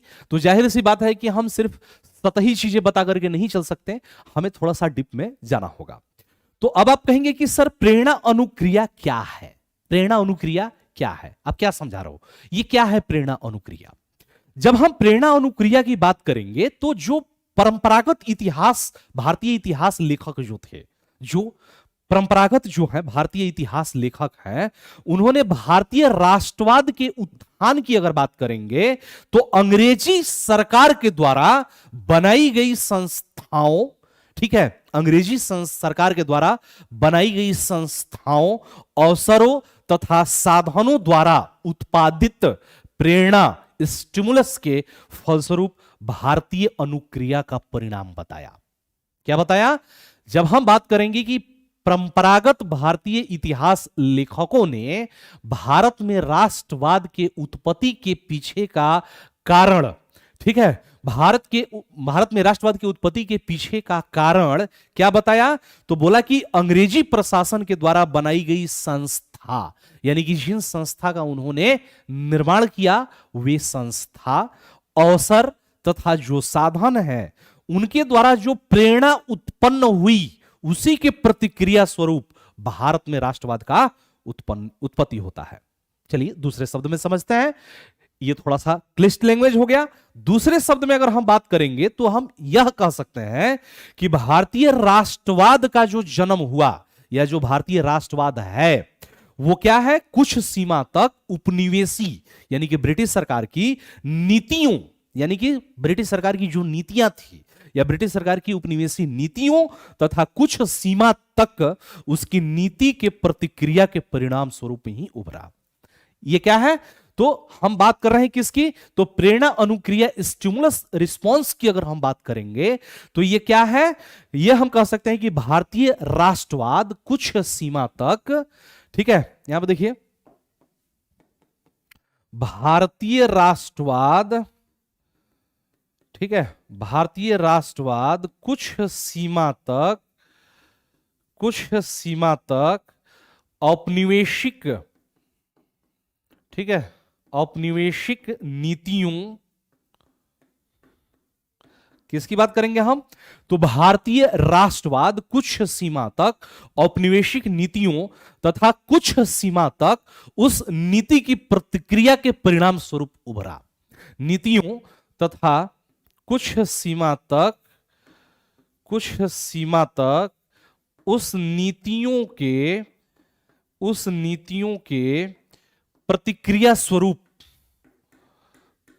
प्रतिक्रिया स्वरूप उभरा। ठीक है, अभी हम समझाएंगे स्वरूप उभरा। आ रहा बात समझ में? तो भारतीय राष्ट्रवाद की हम बात करेंगे तो राष्ट्रवाद कुछ सीमा तक औपनिवेशिक नीतियों, अभी हम आगे समझेंगे कि जब उन्होंने भारत में क्या लागू किया, तो जब उन्होंने भारत की अगर हम बात करेंगे तो जब उन्होंने भारत में आर्थिक नीतियों को लागू किया और उसके खिलाफ क्या क्या प्रतिक्रिया हुई, जब वो लोग अंग्रेजी शिक्षा को इंट्रोड्यूस किए भारत में तो उसका क्या परिणाम पड़ा, इसी के साथ साथ जब वो लोग प्रेस और जो मुद्रणालय लेकर के आए उसका क्या प्रभाव पड़ा। तो जो उनकी औपनिवेशिक नीतियां हैं या जो उन्होंने संस्थाओं को बनाया, संस्थाओं को गढ़ा, जैसे रेलवे का विकास, टेलीग्राम का विकास, फौजदारी और न्यायिक कानून का विकास, तो उसी के प्रतिक्रिया स्वरूप भारत में राष्ट्रवाद का विकास होता है। इसी को हम एसआर डिबेट कहते हैं या प्रेरणा अनुक्रिया, यानी कि स्टिमुलस रिस्पॉन्स, यानी कि उन्होंने स्टिमुलस किया और उसका रिस्पॉन्स मिला और उस रिस्पॉन्स के तहत भारत में राष्ट्रवाद की उत्पत्ति हमें दिखाई देती है। ठीक है, दमनकारी नीतियों की प्रतिक्रिया थी। हां, सिर्फ दमनकारी की हम बात नहीं करेंगे, अन्य भी, जैसे ही उन्होंने इंग्लिश को इंट्रोड्यूस किया, अंग्रेजी शिक्षा को इंट्रोड्यूस किया, पाश्चात्य शिक्षा और साहित्य को इंट्रोड्यूस किया।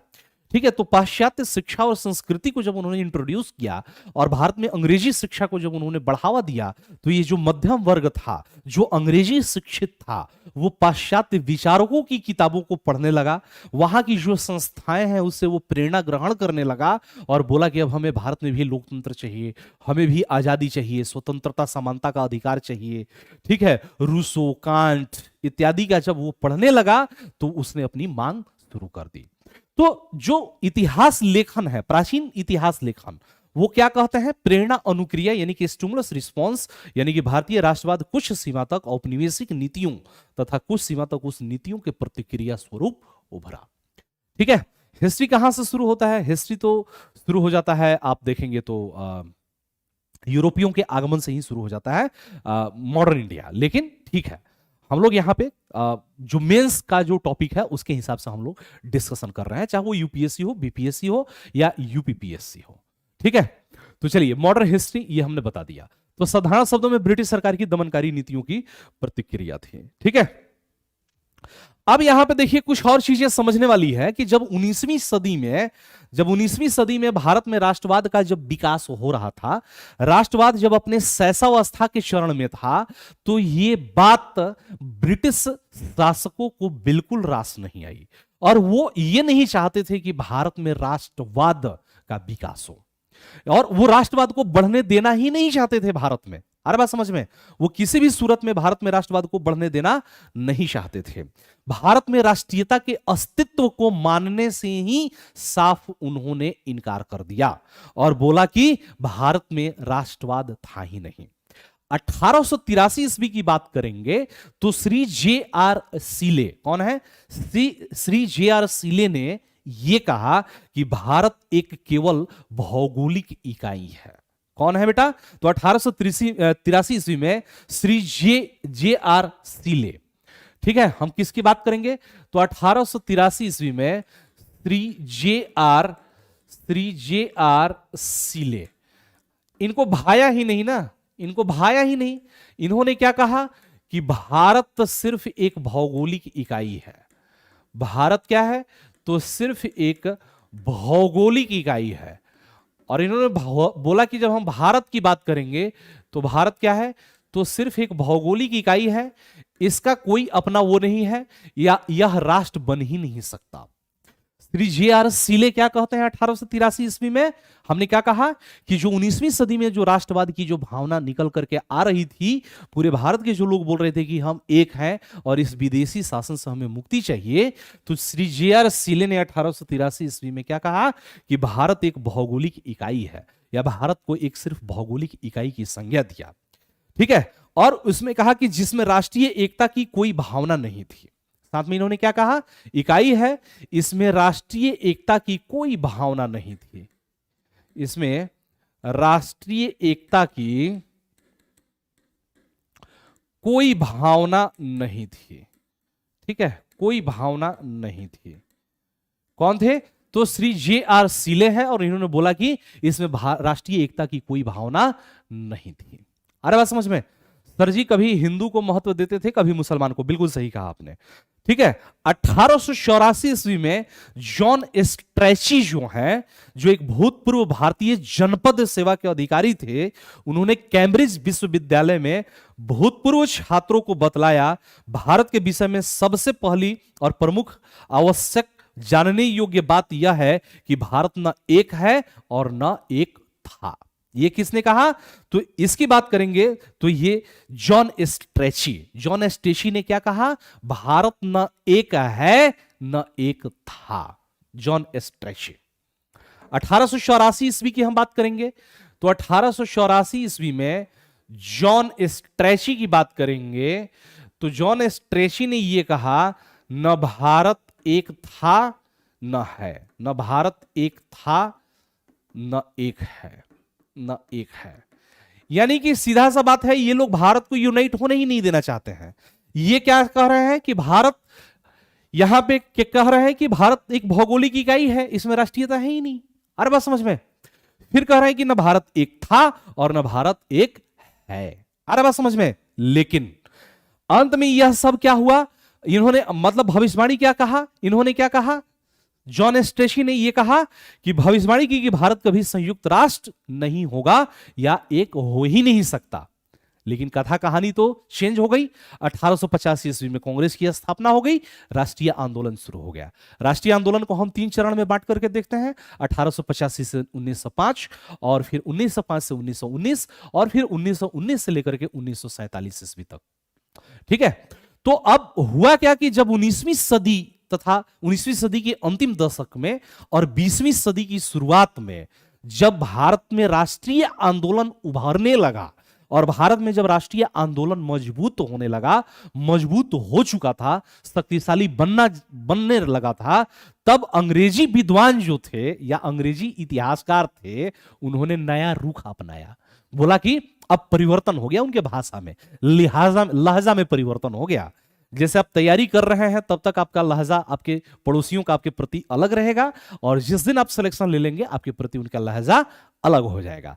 तो ब्रिटिश जो साम्राज्यवादी थे उनका भी लहजा बदल गया। अब उन्होंने मॉन्टफोर्ड रिपोर्ट में यह कहा कि अंग्रेजी राज्य, यानी कि लेखकों ने भारत में अंग्रेजी राज्य को ही राष्ट्रीय भावना के उदय के लिए श्रेय दिया। अब कहानी बदल गई। हमने क्या कहा? मॉन्टफोर्ड रिपोर्ट में क्या कहा गया?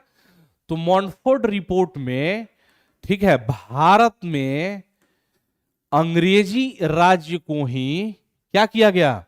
भारत में अंग्रेजी राज्य को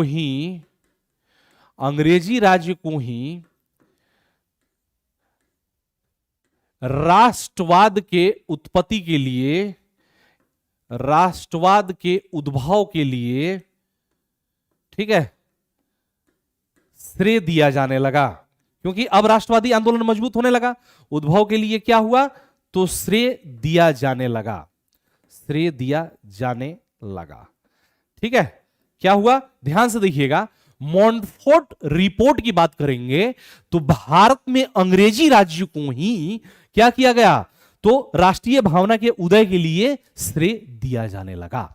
अरे बस समझ में, इसमें लिखा था कि राजनीतिक भावना से प्रेरित जो भारतीय हैं बौद्धिक रूप से हमारी ही संतान है।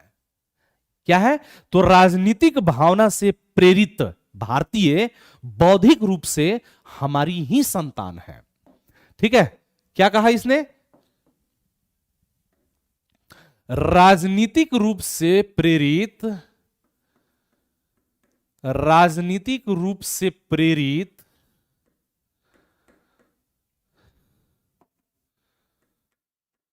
भारतीय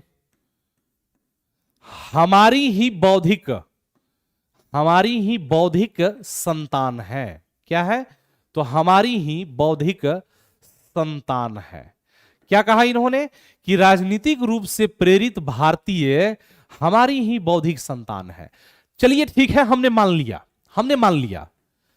लिया कि आपकी बौद्धिक संतान था। इसको देखिए, भाषा बहुत क्लिष्ट है, लेकिन समझिए क्या कह रहा है, इसके पीछे का कथन का मतलब क्या है।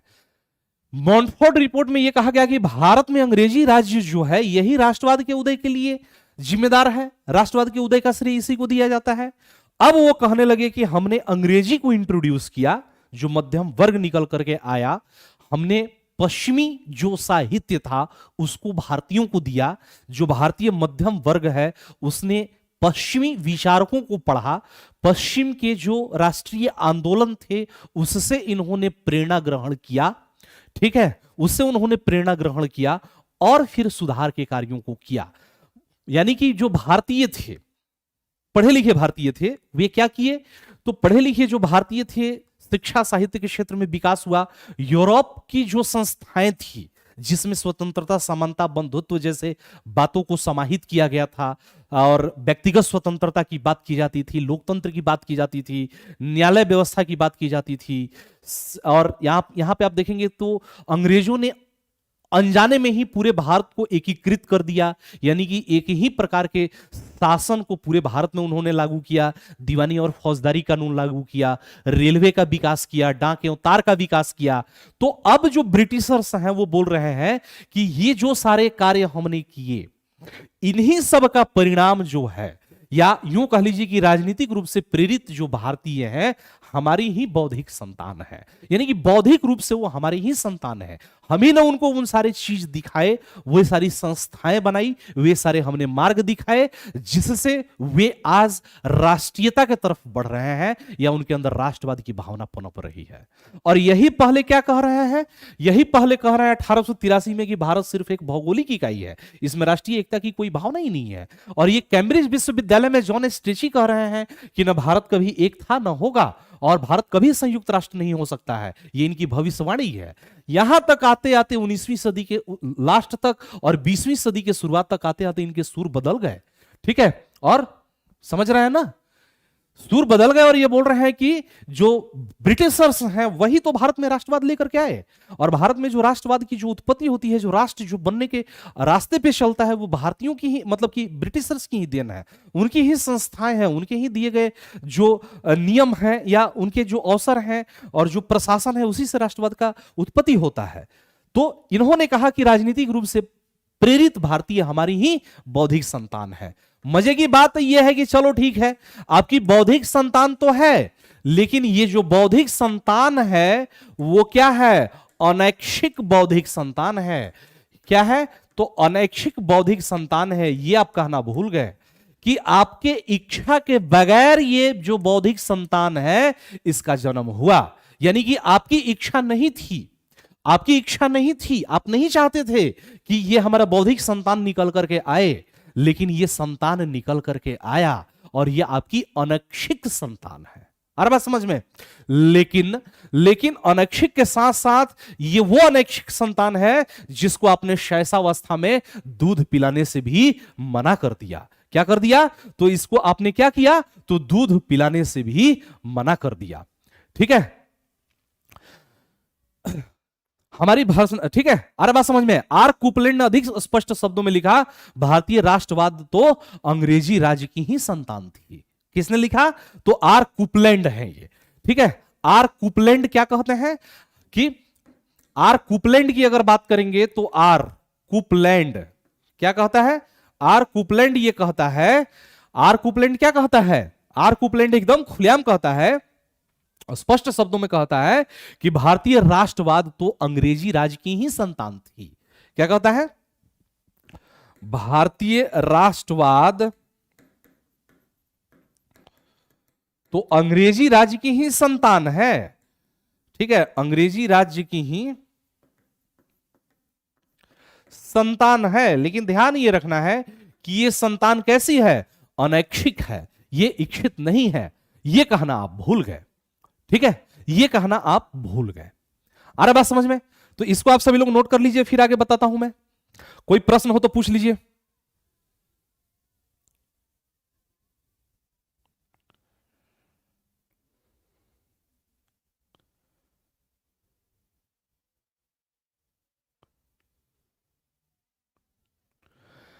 अरे प्रेरणा यही है, मॉन्टेग्यू चेम्सफोर्ड जो है वही है, मॉन्टफोर्ड रिपोर्ट वही है, और कुछ नहीं है। मॉन्टेग्यू चेम्सफोर्ड वाला ही मॉन्टफोर्ड है, 1909, ठीक है, 1909। आ रहा बात समझ में? इसके साथ ही साथ जो पूरा प्रभाव हमें दिखाई देता है भारत के साथ साथ जो विदेशों में भी जो हमें प्रभाव दिखाई देता है, जैसे अगर हम बात करेंगे कि भारतीय राष्ट्रवाद कुछ अंश में समूचे संसार, ठीक है, समूचे संसार में उभरते हुए राष्ट्रवाद तथा आत्मनिर्णय की भावना जो फ्रांसीसी क्रांति से आरंभ हुई थी का ही भाग था, ठीक है। यानी कि फ्रांसीसी क्रांति की प्रभाव दिखाई देती है। आंशिक रूप में भारतीय पुनर्जागरण का परिणाम हमें दिखाई देता है। आंशिक रूप में भारत में अंग्रेजों द्वारा प्रारंभ किए गए आधुनिकीकरण का परिणाम तथा आंशिक रूप से चल रही अंग्रेजी औपनिवेशिक नीतियों की तीव्र प्रतिक्रिया का ही परिणाम जो है वो भारतीय राष्ट्रवाद है। प्रेरणा बोल रही है कि अपेक्षित अनपेक्षित अपनी तरफ से लिखना है ना सर? हाँ लिख लो, समझने के लिए मैंने बोला कि देखो इनके सुर कैसे बदल रहे हैं, और यही एस आर, ठीक है, एसआर डिबेट है, यानी कि स्टिमुलस रिस्पांस डिबेट है, जिसको हम किस नाम से जानते हैं? तो जिसको हम प्रेरणा अनुक्रिया विवाद के नाम से हम जानते हैं, ठीक है। अब कारण में अगर हम बात करेंगे तो अंग्रेजी राज का प्रभाव सबसे पहला हमें क्या मतलब कि कारण दिखाई देगा। तो चलिए अब हम राष्ट्रवाद के उदय के बारे में हम बात कर रहे हैं, तो हम एक एक पॉइंट देखेंगे और समझेंगे, ठीक है। सबसे पहला जो हमारा पॉइंट होगा वो होगा, एक एक करके हम समझाएंगे और एक एक चीजें सारी सही तरीके से बताएंगे कि सबसे पहला जो कारण है अंग्रेजी राज का प्रभाव, यानी कि इंपैक्ट ऑफ ब्रिटिश रूल। क्या है? तो इंपैक्ट ऑफ ब्रिटिश रूल, या हम सारा लिख देते हैं फिर इसको हम समझा देंगे। यानी कि अंग्रेजी राज का प्रभाव क्या है? तो अंग्रेजी राज्य का प्रभाव, ठीक है। यानी कि ये राष्ट्रवाद के उत्पत्ति में बहुत महत्वपूर्ण योगदान किया। यानी कि इसके बारे में हम बात करेंगे तो ये क्या है? तो इंपैक्ट ऑफ ब्रिटिश रूल। क्या है? Impact of British rule, impact of British rule, ठीक है। भारत की राजनीतिक एकता, भारत की राजनीतिक एकता, यानी कि political unity of India, political unity of India, ठीक है, political unity of India. Bharat में शांति तथा प्रशासनिक एकता की स्थापना, भारत में शांति तथा प्रशासनिक एकता की स्थापना, ठीक है। यानी कि हम बात करेंगे establishment of peace and administrative,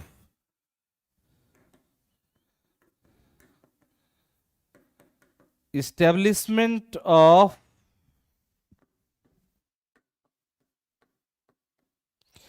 piece and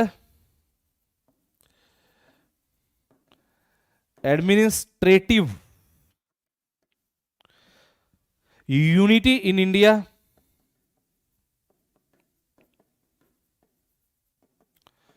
unity in India,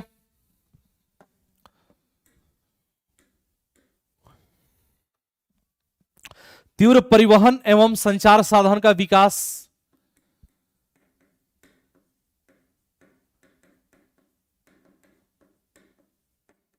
तीव्र परिवहन एवं संचार साधन का विकास,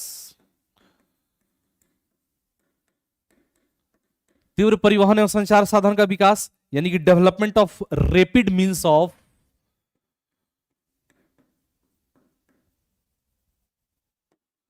rapid means of development of rapid means of transport and communication, transport and communication. आप सभी लोग लिखते चलिएगा, इसको लिखते चलिएगा, अभी मैं इसको सारा चीज समझाते हुए चलूंगा, ठीक है। यानी कि ये सभी जो कारण थे ये क्या है, तो भारत में राष्ट्रवाद के उद्भव के कारण है, ठीक है। आधुनिक शिक्षा का प्रचलन क्या है, तो आधुनिक शिक्षा का प्रचलन क्या है, आधुनिक शिक्षा का प्रचलन यानी कि introduction of modern education, introduction of modern education, ठीक है, इंट्रोडक्शन ऑफ मॉडर्न एजुकेशन। इसी के साथ मध्यम वर्गीय बुद्धिजीवी का उत्थान, ठीक है, मध्यम वर्गीय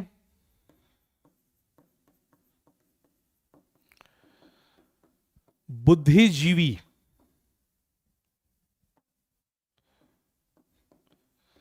का उत्थान यानी कि इमर्जेंस ऑफ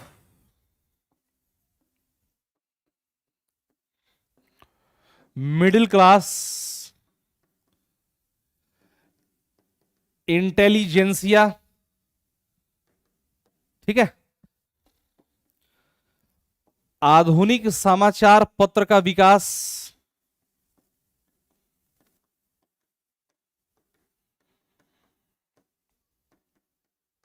ठीक है, यानी कि डेवलपमेंट ऑफ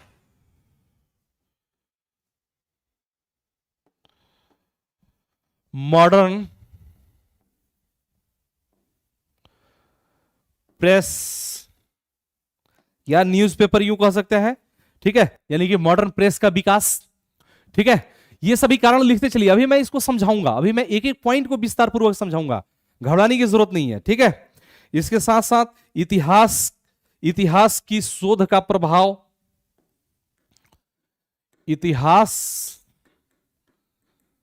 की शोध का प्रभाव, ठीक है, यानी कि influence of historical research, influence of historical research. इसके साथ जब हम आगे बढ़ेंगे तो समकालीन यूरोपीय आंदोलन का प्रभाव, यानी कि यूरोप में जो आंदोलन चल रहे थे, समकालीन यूरोपीय आंदोलन का प्रभाव, ठीक है, यानी कि इन्फ्लुएंस ऑफ कंटेम्पररी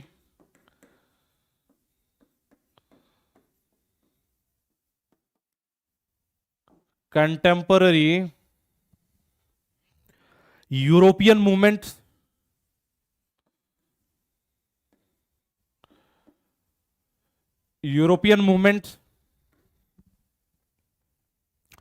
सामाजिक तथा धार्मिक सुधार आंदोलन, सामाजिक तथा धार्मिक सुधार आंदोलन, यानी कि सोशियो रिलीजियस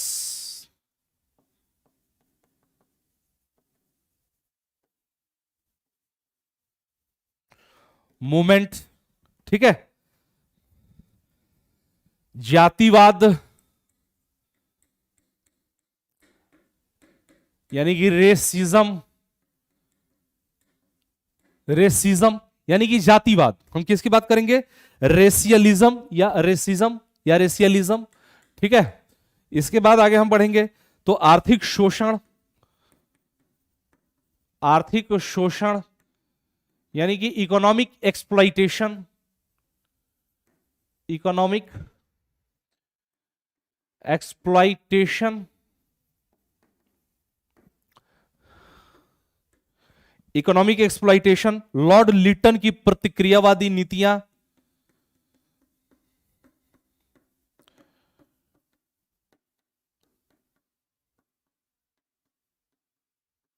प्रतिक्रियावादी नीतियां, ठीक है, यानी कि Lord Lytton reactionary, Lord Lytton reactionary policies, ठीक है।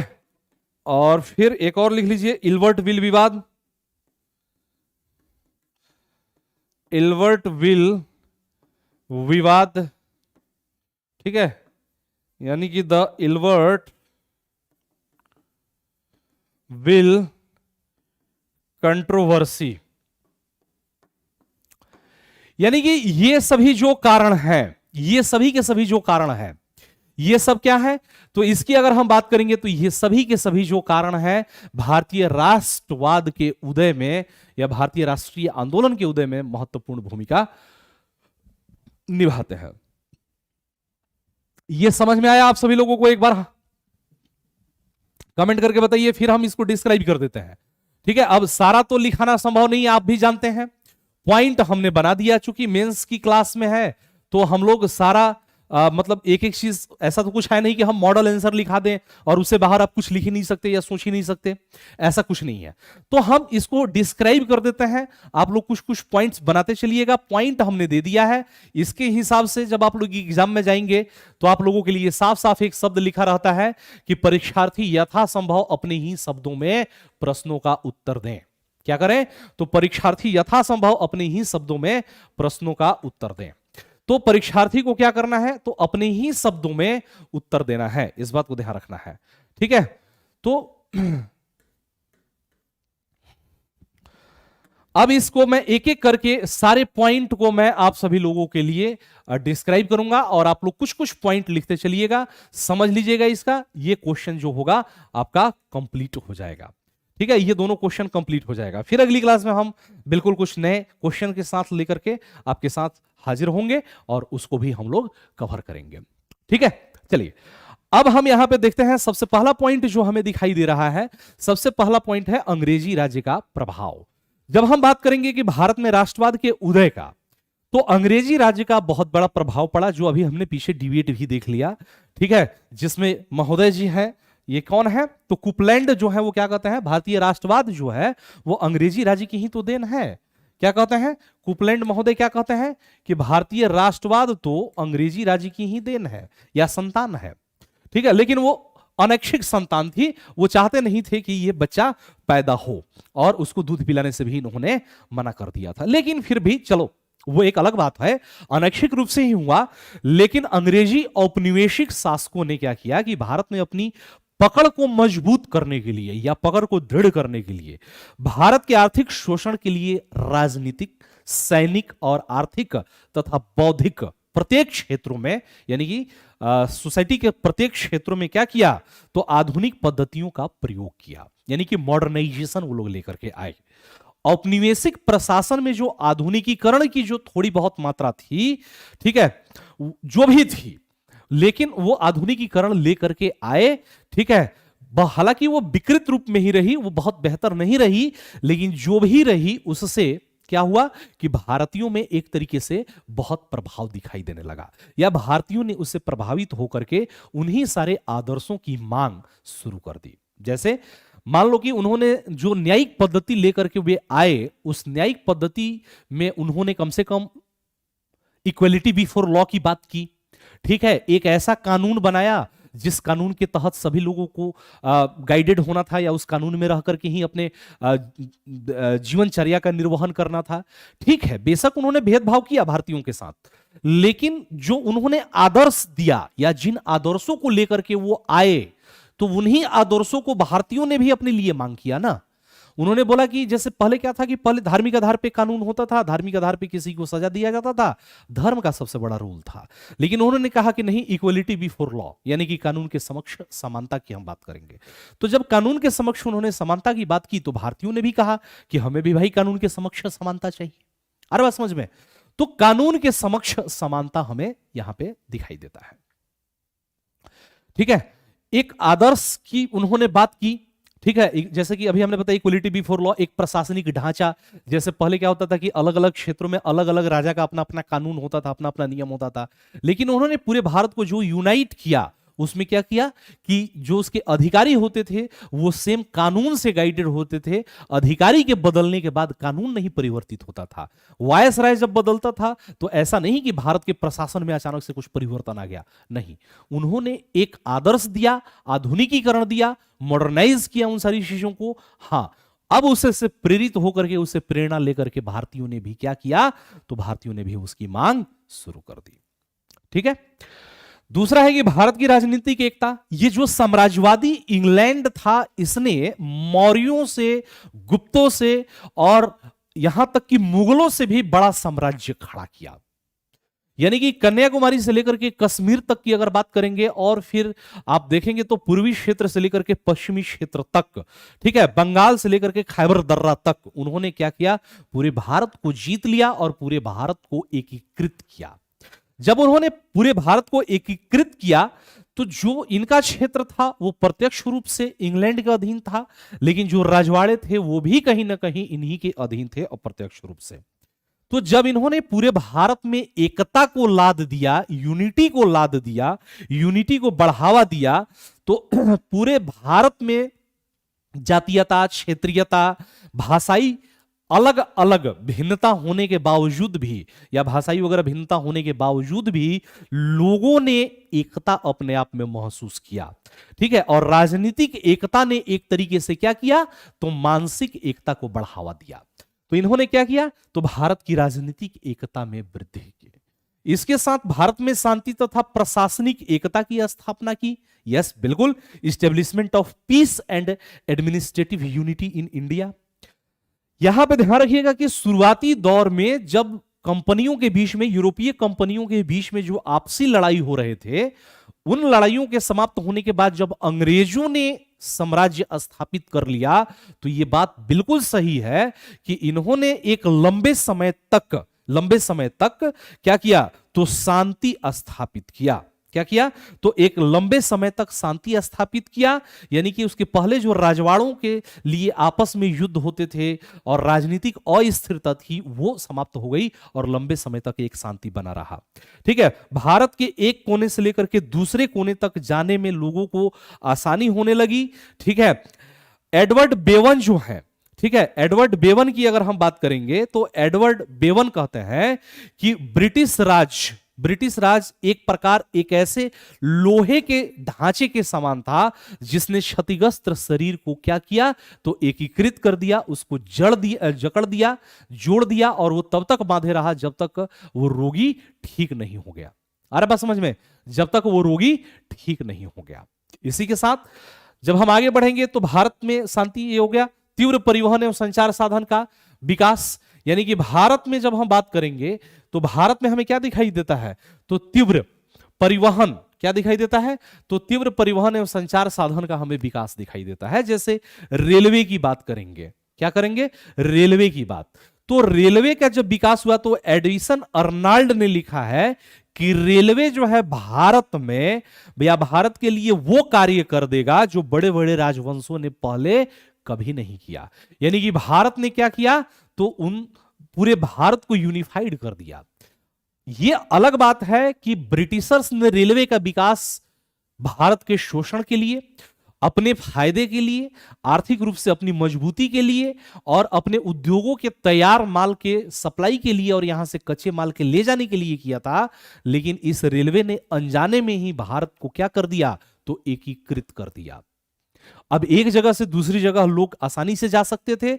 इसी के साथ डाक एवं तार का जो विकास हुआ, तो उस डाक एवं तार के माध्यम से जो राष्ट्रवादी पत्र पत्रिकाएं थे, राष्ट्रवादी जो रचनाएं थी, उनको एक जगह से दूसरे जगह आसानी से भेजा जा सकता था। तो इसने भी क्या किया, इसने भी राष्ट्रवाद के विकास में योगदान दिया। ठीक है, राष्ट्रीयता की भावना को बढ़ावा दिया। आधुनिक शिक्षा का प्रसार की अगर हम बात करेंगे तो यहां पर ध्यान रखिएगा, introduction of modern education. Modern education यानी कि जब इन्होंने अंग्रेजी को इंट्रोड्यूस किया तो अब एक क्षेत्र से दूसरे क्षेत्र के जो लोग थे उन सभी के लिए अंग्रेजी एक कॉमन भाषा हो गई। जब कॉमन भाषा हो गई तो वो अपने बातों को आसानी से एक्सप्रेस कर सकते थे, एक दूसरे को बता सकते थे, उनकी भावनाओं को समझ सकते थे। जबकि इससे पहले एक बंगाली क्षेत्र के व्यक्ति के लिए महाराष्ट्र के क्षेत्र वाले व्यक्ति के साथ अपने विचारों को आदान प्रदान करना टफ होता था, वो नहीं कर पाता था। लेकिन अंग्रेजों ने जैसे ही अंग्रेजी शिक्षा क्या किया, दिया, एक तरीके से ये संपर्क का माध्यम बन गया। जैसे पहले संपर्क के माध्यम या संपर्क भाषा के रूप में संस्कृत था, लेकिन इसके इंट्रोडक्शन से, अंग्रेजी के इंट्रोडक्शन से एक संपर्क भाषा के रूप में क्या निकल करके आया, तो ये हमें दिखाई देता है कि अंग्रेजी निकल करके आया। तो ये लोग क्या कर सकते थे कि अपनी भावनाओं को एक दूसरे से एक्सप्रेस कर सकते थे, बातें कर सकते थे। मैकाले ने जब इंट्रोड्यूस किया अंग्रेजी शिक्षा को, तब उसका मंतव्य यह था कि हमें भारत में एक ऐसे वर्ग को तैयार करना है जो रंग से भले ही काला हो, रंग से भले ही भारतीय हो, लेकिन वो अपनी रुचियों और विचारों से क्या हो, तो अंग्रेज हो। यानी कि अपने रुचियों और विचारों से वो क्या हो, तो अंग्रेज हो।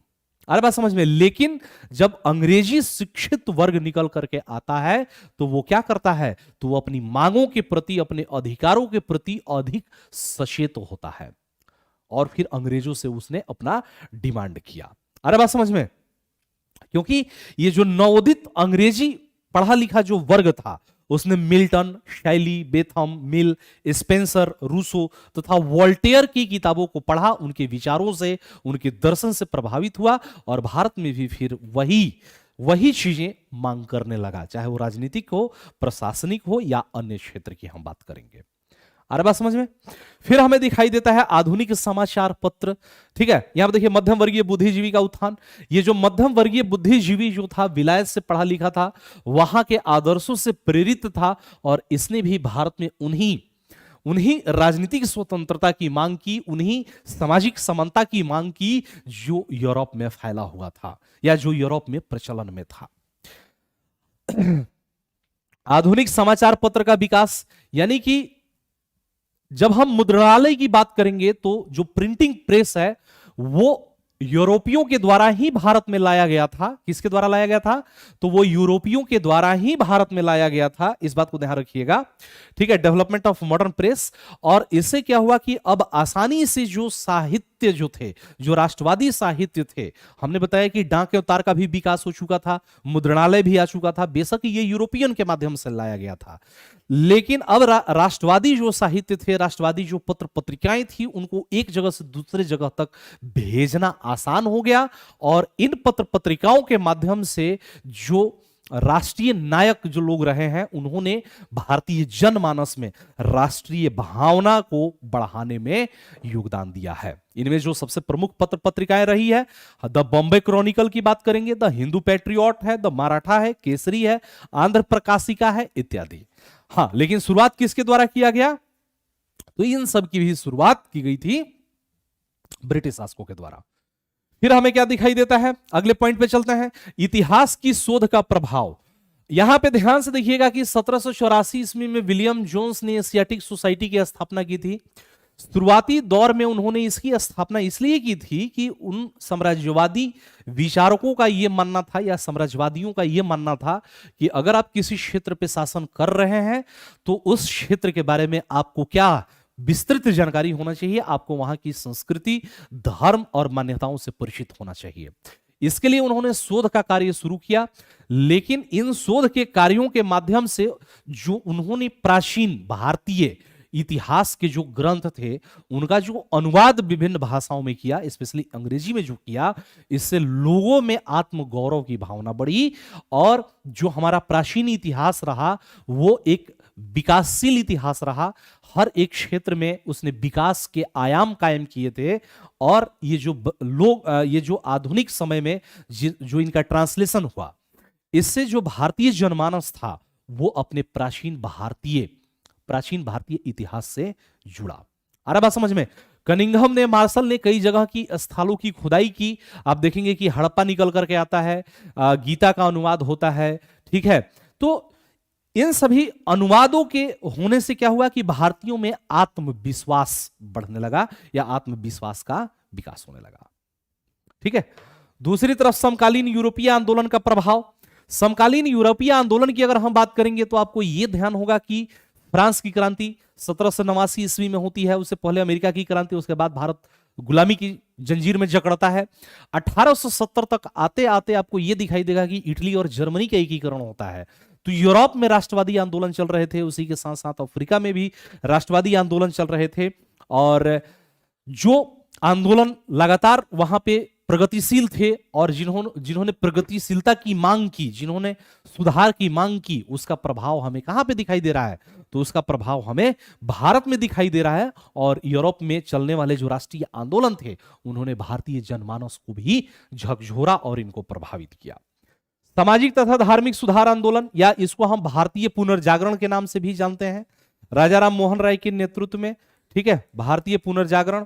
इसने क्या किया कि इसने जो धर्म सुधार किया, जो भी धर्म सुधार किया, बेशक आप देखेंगे कि मध्यकालीन समाज में बहुत सारी सामाजिक बुराइयां थी, ठीक है, लेकिन जो धर्म सुधार हुआ, यानी कि 19वीं सदी के शिक्षित भारतीयों ने उस पाश्चात्य दर्शन तथा विज्ञान के प्रकाश में जो प्राप्त किया था, धार्मिक विश्वासों, रीति रिवाजों तथा सामाजिक प्रथाओं का पुनः परीक्षण करना आरंभ कर दिया।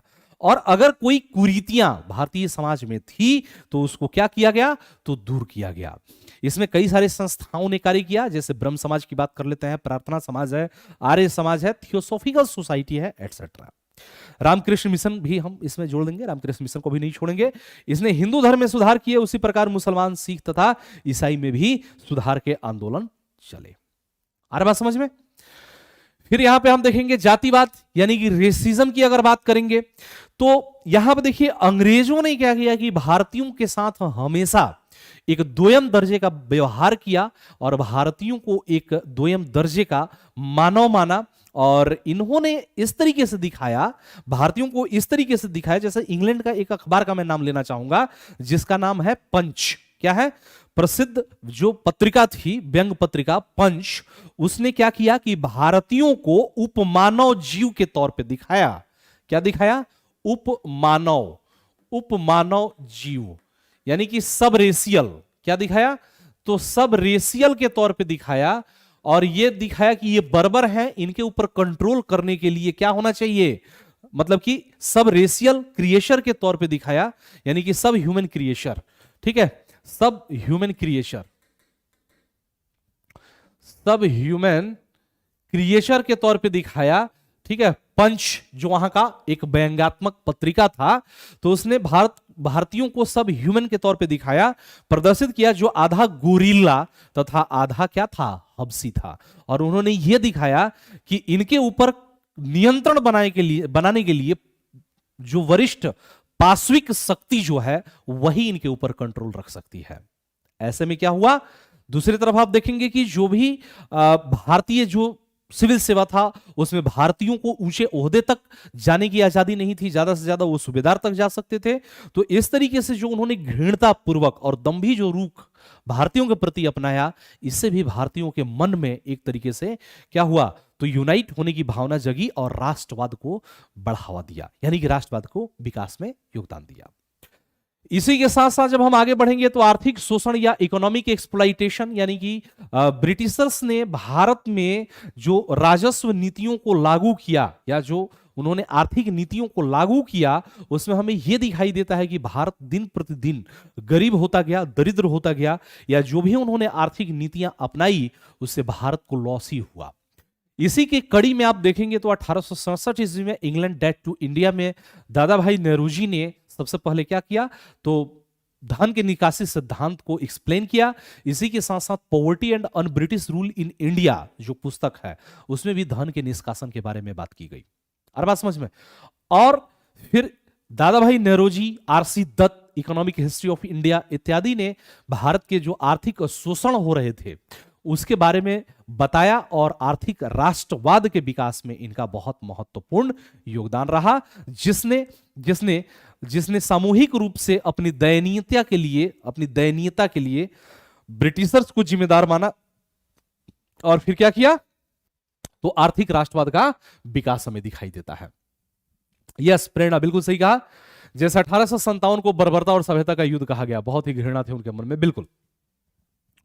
फिर लॉर्ड लिटन की प्रतिक्रियावादी नीतियों की बात करेंगे तो लॉर्ड लिटन इसने क्या किया कि भारतीय लोग या भारतीय युवा जो है वो सिविल सर्विसेज में ना जा पाए, इसलिए इसने मैक्सिमम उम्र 21 से घटा करके 19 कर दिया। क्या कर दिया, तो 21 से घटा करके 19 साल कर दिया सिविल सर्विसेज का। ठीक है, लॉर्ड लिटन के समय में 1878 ईस्वी में वर्नाकुलर प्रेस एक्ट आया था, जिसको गिग एक्ट के नाम से भी जानते हैं या मुंह बंद करने वाला अधिनियम के नाम से भी जानते हैं। इसी के साथ लिटन की बात करेंगे तो लिटन ने 1877 ईस्वी में एक भव्य दिल्ली दरबार का आयोजन किया। ध्यान से देखिएगा, भव्य दिल्ली दरबार का आयोजन किया, जिसमें पानी की तरफ पैसा बहाया गया, जबकि दूसरी तरफ पूरे भारत में भीषण अकाल आई थी, जिसमें लाखों लोग मारे गए। बंगाल की एक पत्रिका ने इस घटना को तुलना किया है कि नीरो बंसी बजा रहा था जब रोम जल रहा था। नीरो बंसी बजा रहा था जब रोम जल रहा था। यानी कि अगर हम बात करेंगे तो इसकी तुलना किससे की गई, तो नीरो बंसी बजा रहा था जब रोम जल रहा था। तो कुल मिलाकर के जब हम यहां पे देखते हैं तो लॉर्ड लिटन की जो प्रतिक्रियावादी नीतियां थी, इसने भारतीयों के मन में राष्ट्रवाद की भावना जागृत किया। इसी के साथ साथ एक इलवर्ट बिल विवाद हमें दिखाई देता है 1883 ईस्वी में लॉर्ड रिपन के समय में। इलवर्ट बिल विवाद क्या है कि रिपन ने यह कोशिश किया कि जो भारतीय न्यायाधीशों की जो निर्योग्यताएं हैं, अर्थात भारतीय न्यायाधीश जो हैं वे यूरोपीय व्यक्तियों के मुकदमों की सुनवाई नहीं कर सकते थे, लेकिन रिपन ने इसमें कुछ चेंजेस किया और रिपन ने यह प्रयास किया कि इलवर्ट बिल विवाद के माध्यम से कि जो भारतीय न्यायाधीश हैं वे क्या करेंगे, तो वे भी अब यूरोपीय व्यक्तियों के या जो यूरोपीय लोग हैं उनके मुकदमों की सुनवाई कर सकते हैं। लेकिन इसके खिलाफ यूरोपीय लोगों ने जमकर विरोध किया, जमकर विद्रोह किया, और उन्होंने इतना तगड़ा विद्रोह किया, इसको व्हाइट रिवोल्ट के नाम से जाना जाता है या श्वेत विद्रोह के नाम से जाना जाता है, कि लॉर्ड रिपन को क्या करना पड़ा कि इलवर्ट बिल को वापस लेना पड़ा। जब इलवर्ट बिल को वापस ले लिया गया तब भारतीयों के मन में यह बात घर कर गई, भारतीयों के मन में यह बात बैठ गई कि ब्रिटिशर्स कुछ भी कर सकते हैं, लेकिन अपने विशेष अधिकार भारतीयों के शोषण से वो पीछे नहीं हट सकते हैं। अरे बात समझ में? तो ऐसी स्थिति में भारत में जो है या भारतीयों के मन में जो राष्ट्रवाद है उसने क्या किया, तो भारतीयों के मन में राष्ट्रवाद के विकास की जो भावना है वो जागृत हुई, और फिर यही सब कारण है जिसने भारत में राष्ट्रवाद के जन्म को विकास दिया। इसी के साथ अब ये राष्ट्रवाद का तो जन्म हो गया, यहां पे एक चीज और था कि इसने स्वतंत्रता संग्राम को किस प्रकार दिशा दी।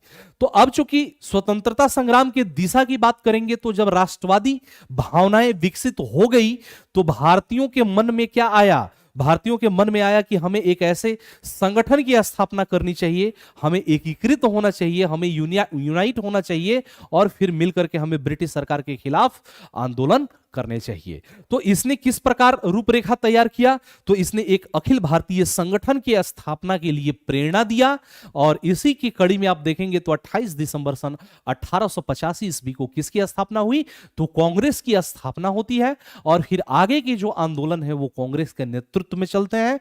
आगे जो राष्ट्रीय आंदोलन है वो 3 पार्ट में बंट जाता है, 1885 से 1905 जिसको हम मॉडरेट फेज कहते हैं, 1905 से लेकर के 1919 ईस्वी तक यानी कि जिसको हम एक्सट्रीमिस्ट फेज के नाम से जानते हैं, और फिर 1919 ईस्वी में जब गांधी जी जब आ जाते हैं तो उसको हम गांधीयन फेज के नाम से जानते हैं।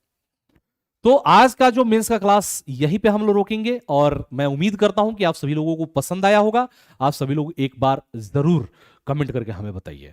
मेरा एज 34 है, क्या मैं बीपीएससी की तैयारी कर सकता हूं ओबीसी से? बिल्कुल कर सकते हो धीरेन्द्र कुमार। प्रेरणा, बिल्कुल। मेंस राइटिंग नहीं आता है, कोई बात नहीं बेटा, यहां पे देखो जितनी सारी चीजों को मैं समझाया, इसके आधार पे आप इन प्रश्नों का जवाब लिखिए, मुझे भेजिए, मैं उसको चेक करूंगा। तो कोई समस्या हो, कोई दिक्कत हो, तो आप सभी लोग एक बार जरूर हमें कमेंट करके बता दीजिए कि सर हमें ये समस्या है, ये दिक्कत है, ये परेशानी है। मैं उन सभी समस्याओं को दूर करने के लिए भी क्लास में हूं। क्लास आप सभी लोगों को उम्मीद करता हूं कि पसंद आई होगी। एक बार आप सभी लोग ऑफलाइन भी कमेंट करके हमें बताइएगा। इसी के साथ आप सभी लोग क्या करेंगे, तो इस सेशन को लाइक शेयर एंड सब्सक्राइब कर दीजिएगा। इस चैनल को जल्द से जल्द आप सभी लोग सब्सक्राइब कर लीजिए, क्योंकि आगे भी आप सभी लोगों को बहुत सारी चीजें मिलने वाली है। ठीक है दोस्तों, तो एक बार आप सभी लोग ऑफलाइन भी कमेंट करके हमें जरूर बताइएगा क्लासेस कैसी लगी और क्या सारी चीजें समझ में आई। मैं उम्मीद करता हूं कि कोई समस्या नहीं रही होगी। तो फिर आज की क्लास को हम लोग यहीं पे रोकेंगे। ठीक है दोस्तों, मिलते हैं अगली क्लास में। तब तक के लिए जय हिंद, जय भारत।